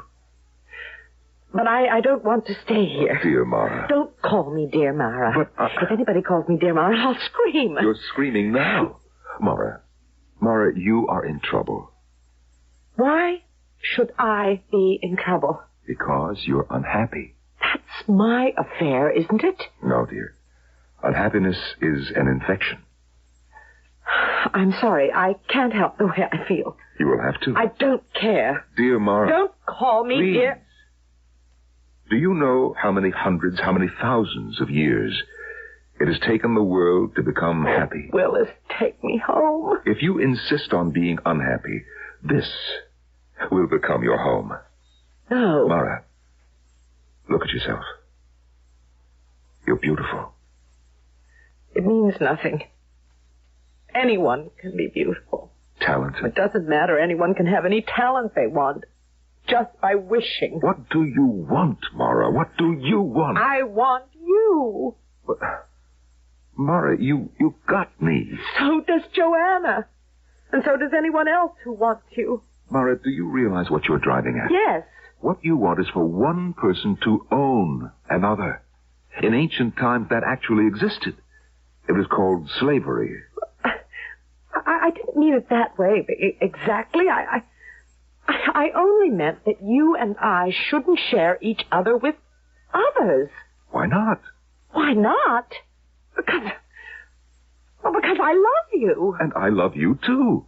But do we have the right to be selfish and keep others from sharing this love? Oh, please, Willis, I don't know what to say. I only know how I feel. If another person wants me and you refuse to share, do you know what happens to that other person?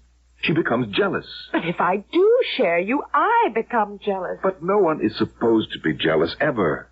Because jealousy creates unhappiness. And we can't have any of that.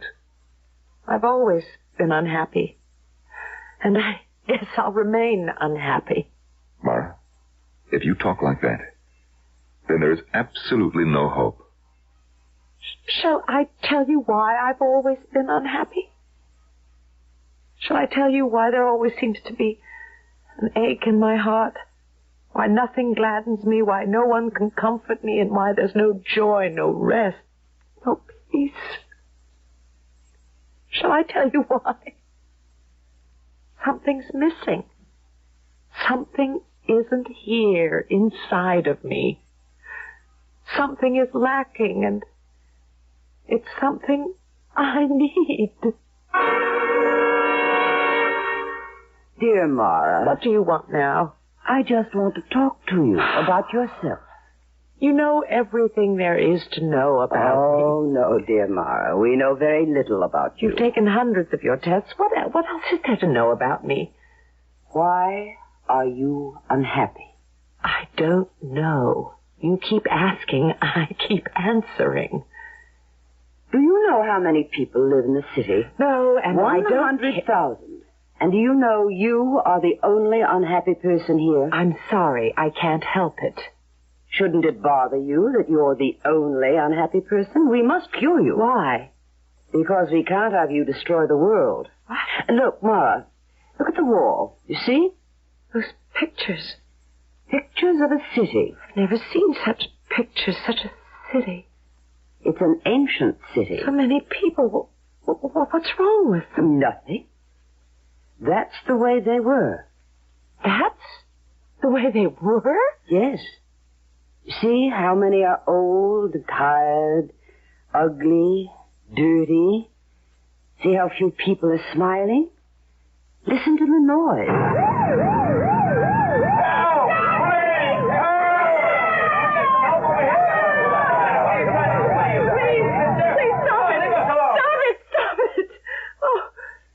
All right, I stopped it. Now would you like the smells, the choking pollution? Oh, please, just let me alone. Is this the world you want us to have all over again? Brawling, filthy, murderous. I didn't say I wanted anything like that. That world, look at it again. Look at those children. No. It will do you no good to close your eyes. We can expose you to the picture electronically. Do you want us to do that? No. See the children? Condemned to a future of neglect, misery, despair. Is that the world you want us to go back to? Oh, please, I can't help it if I don't feel happy. Would you be happier with this? What's that? War? What's war? A madness, a special madness of mankind. Only man knows how to arrange it. Do you want us to go back to the time where it was arranged with nightmare regularity? Why do you make me look at all this? Because all this comes from unhappiness. I don't believe it. Unhappy people who are deprived, people who are envious, people who want something that belongs to someone else. But I don't want anything that belongs to anyone else. I only want what belongs to me. Nothing belongs to you. Don't you understand? None of us can own anything. For in that ownership lies the seeds of envy. You want Willis. Why? Because I love him. You can't own love. Love belongs to us all. Therefore, any of us can love all of us. But it's not right. Would it be better the old way? When men and women killed for each other, even started wars for each other. Was it better when love was just another mask for jealousy and hatred? Was it? I only know that I love Willis. Love. Talent. Everything belongs to each of us. The ability to play the violin, the ability to paint a picture, compose a symphony, write a play. Why should this great ability be doled out, hit and missed to a random, fortunate few? Why shouldn't it be all within the reach of everyone? So much of what you're saying I don't understand, and I don't even care about. I only know that every day I feel more and more sad. Something is missing. Nothing I have said has made any impression. Nothing you have said has made me feel any differently. Perhaps you are one of our very few mistakes. Mistakes? Something inside you has not been able to develop. Or perhaps something was missing from the very beginning. Perhaps it may have been warped. Yes, it's quite possible you are a mistake. What does that mean, a mistake? Occasionally, someone is born who had no right to be. Well, what are you going to do with me? That will be up to you. What is it that you want me to do? We only want you to be happy. But I keep telling you and telling you and telling you I don't know how to be happy. Well, in that case... Yes? Well, we haven't arrived there yet.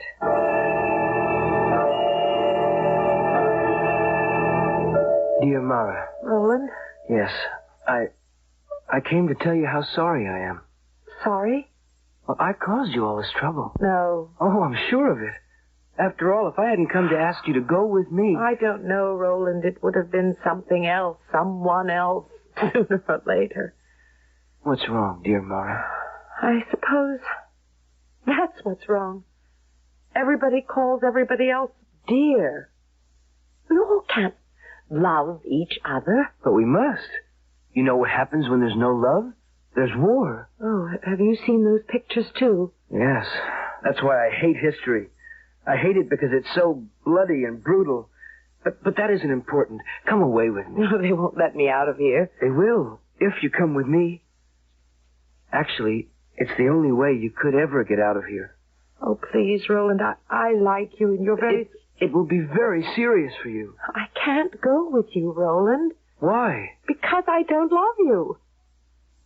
I'm sorry, I know we're all supposed to love each other, but I don't love you. I would like to love you, but I don't. I can't. Mara, suppose you were just to say you love me. But I don't love you. I know, but couldn't you just say so? But that would be a lie. Yes, I suppose. I can't do that. I just can't lie.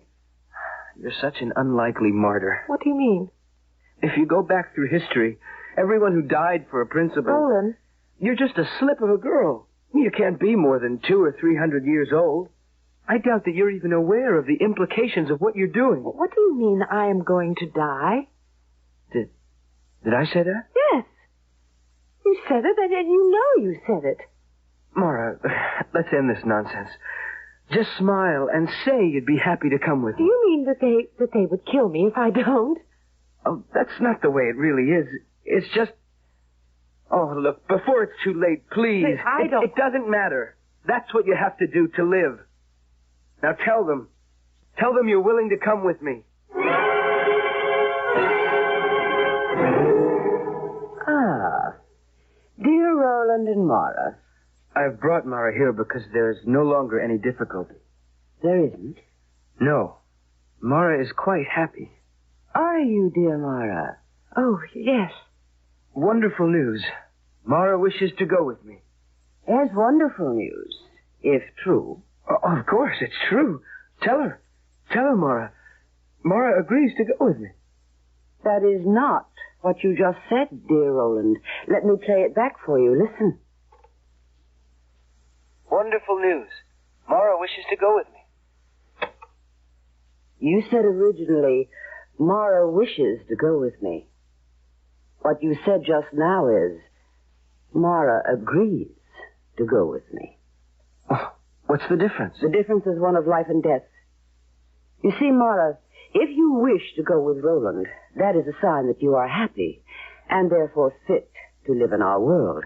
If, however, you merely agree, it means you are only making the best of a bad bargain, and you are still unhappy. But I'm afraid we've arrived at the point of judgment. Do you wish to go with Roland? Or do you agree to go with Roland?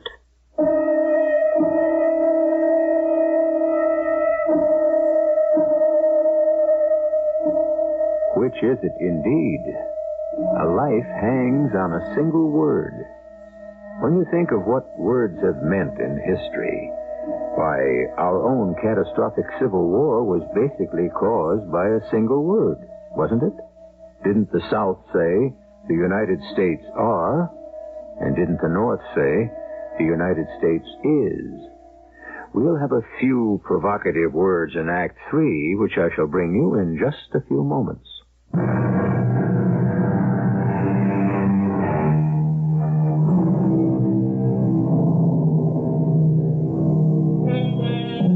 And what is paradise?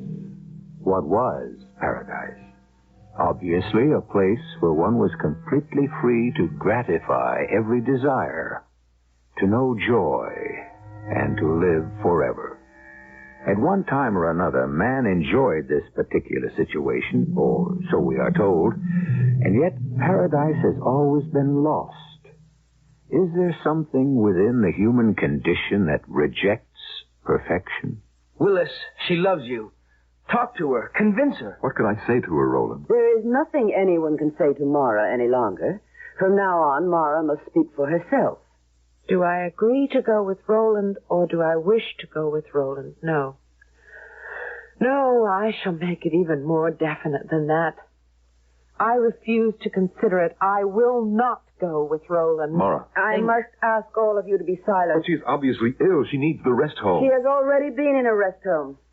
No. Mara can no longer live among us. And what are you going to do with me? The problem has never arisen before. Obviously, you cannot live here. But there is no other place. There is only here. We shall have to ask for a council to decide. My friends, dear people, you have heard dear Mara tell us how unhappy she is, and how impossible it is for her to be happy among us. This being so, how can we possibly permit her to remain free to contaminate our society? Why do you insist Mara will contaminate us? Must we review the entire history of the world? I must ask Mara to answer this question. Is there any way you can be happy here? Well? No. In that case, since we have failed to make you happy, we must regretfully terminate your life. You will therefore return to the rest home, where you shall be pleasantly and painlessly... No. Dear Willis, can you suggest an alternative?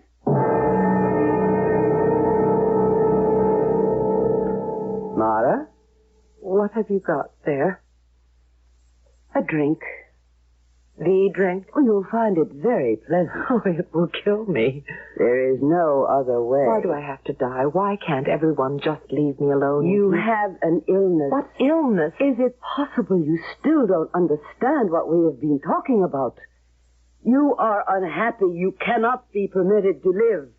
Take the cup. No. I told you from the beginning. There is no other way. No! Mara!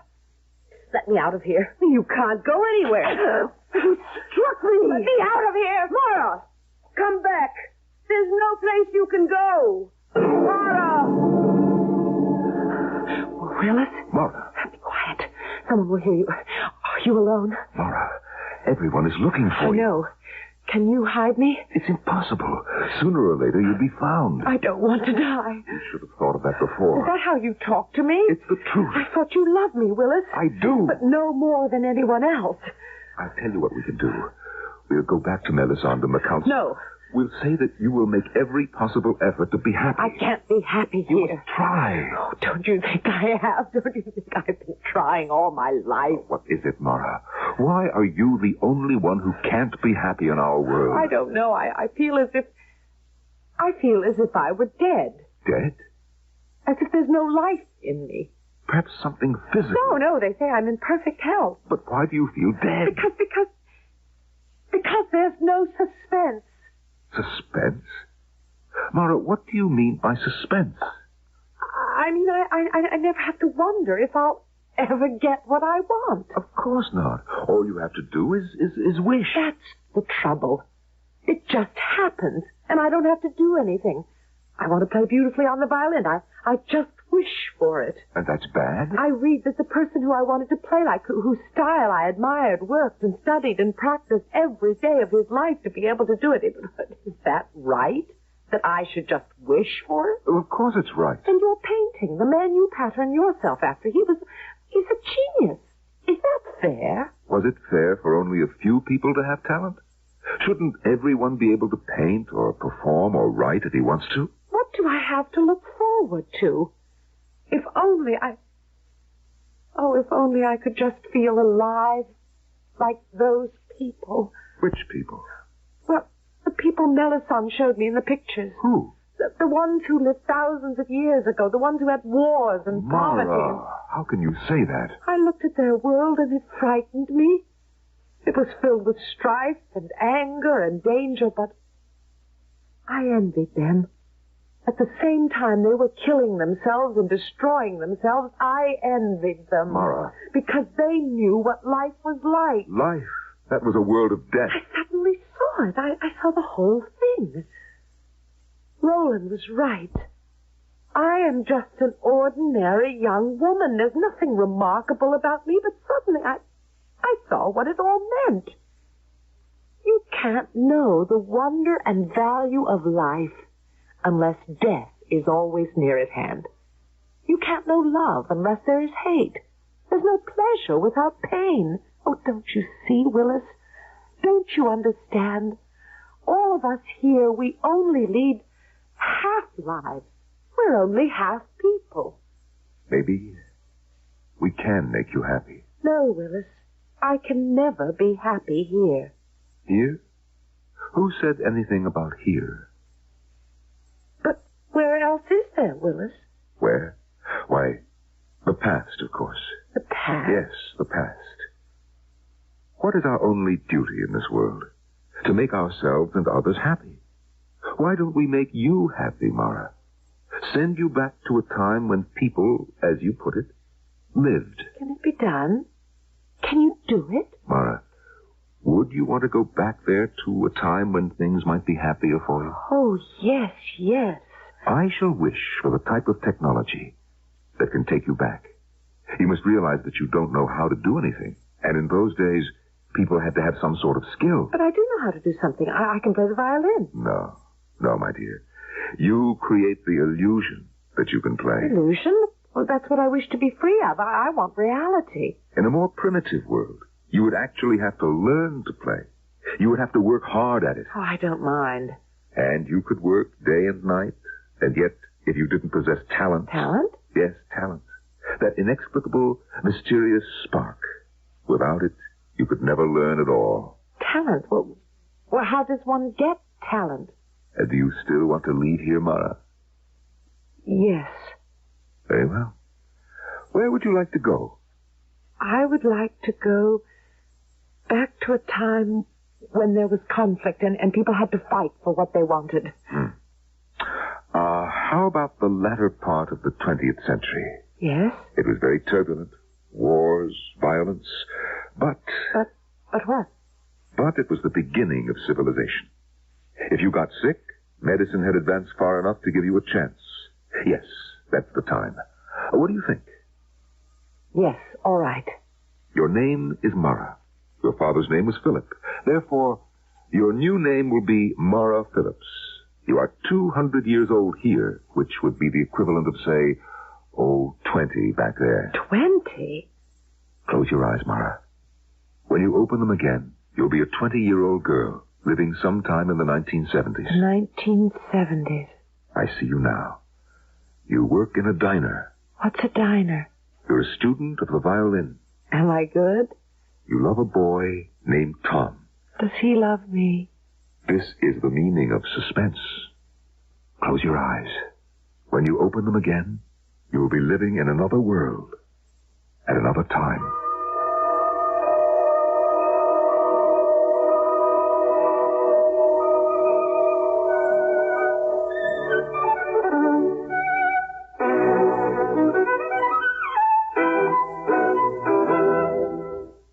Well, do I sound better, Tom?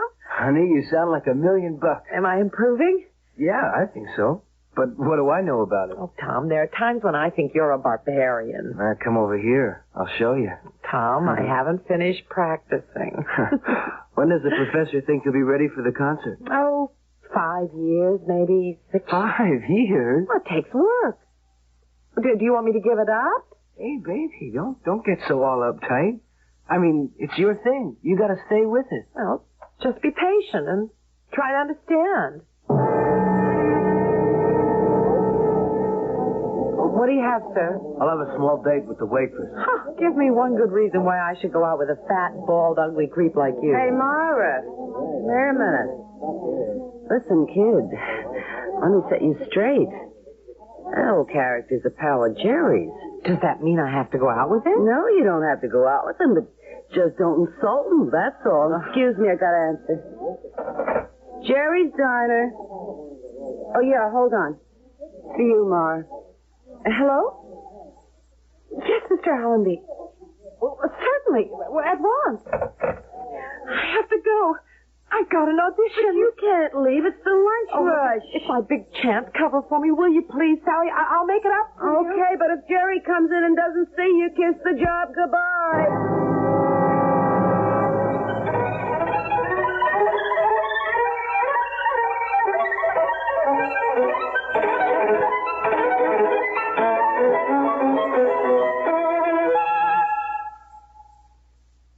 Okay. Now what do you do? What do I do? I mean, you're going to a dance? What's the act? The act? You mean all you do is just stand there and play the fiddle? Oh, Mr. Allenby, I'm training to be a concert violinist. You don't have a bad-looking figure at all. Yeah, I could find a spot for you. Mr. Allenby. It would be sensational. How about if you just stood and played the violin without any clothes on?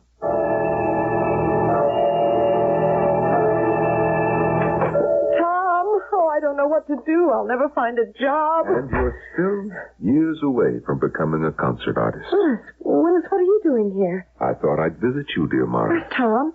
Tom? The man you're in love with? The man who loves you? Well, what happened to him? Where is he? I found this note. Read it. Dearest Mara, it was fun while it lasted, but it was starting to drag. So the best breaks are the clean, quick ones. He's left me. I would imagine so. Oh, Willis, what am I going to do? Ah, yes. Suspense, adventure, struggle. This is what you wanted? How could he leave me? He said he loved me. Back in our world, he'd be required to stay with you. See how it's all gone wrong? No success as a violinist. I'm still learning. I'm studying. The man you love has left you, and you don't even know if you still have your job in that miserable diner. Willis. Do you want to come back, Mara? Back? Back to what? Utopia. Paradise. Where you can have everything your heart desires. Willis, I can't. You can't what? Go back or stay? Answer me quickly before it's too late. Don't say the words that are forming on your lips. Don't say come in. Answer me. Tell me if you want to come back. But it's Tom. It must be Tom. Tell me before it's too late if you want to come back to a life of ease, of success in whatever your heart desires. How can you even think about it? Answer me before it's too late. Come in. Hi, Mara. It's too late, Mara. Too late. Oh, Sally. Sally, I'd like to meet a friend of mine, Willis. Who? Willis. Hey, you okay? Who's Willis? Where is Willis? Well, Willis. He was... Oh, I knew it. I knew one day you'd finally flip. Listen, kid, I squared it with Jerry. I said you was sick. It must have been a dream. What? That I lived in a place where everyone could have his heart's desire. Hey, that must have been okay. No, it wasn't.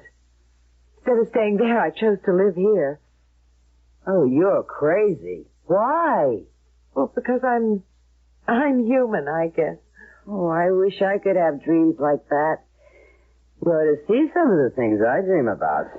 Willis, Melisande, Roland. Are they the dream? Or Sally, Jerry, Tom, this place? This struggle, this suspense.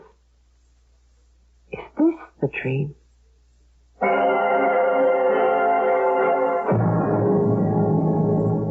You'd be surprised how many people have that kind of problem. They simply do not know where they are. Dreams and reality blend until you can't tell one from the other. If you have that problem, our advice to you is don't fight it. Relax and enjoy both your worlds. I'll be back shortly.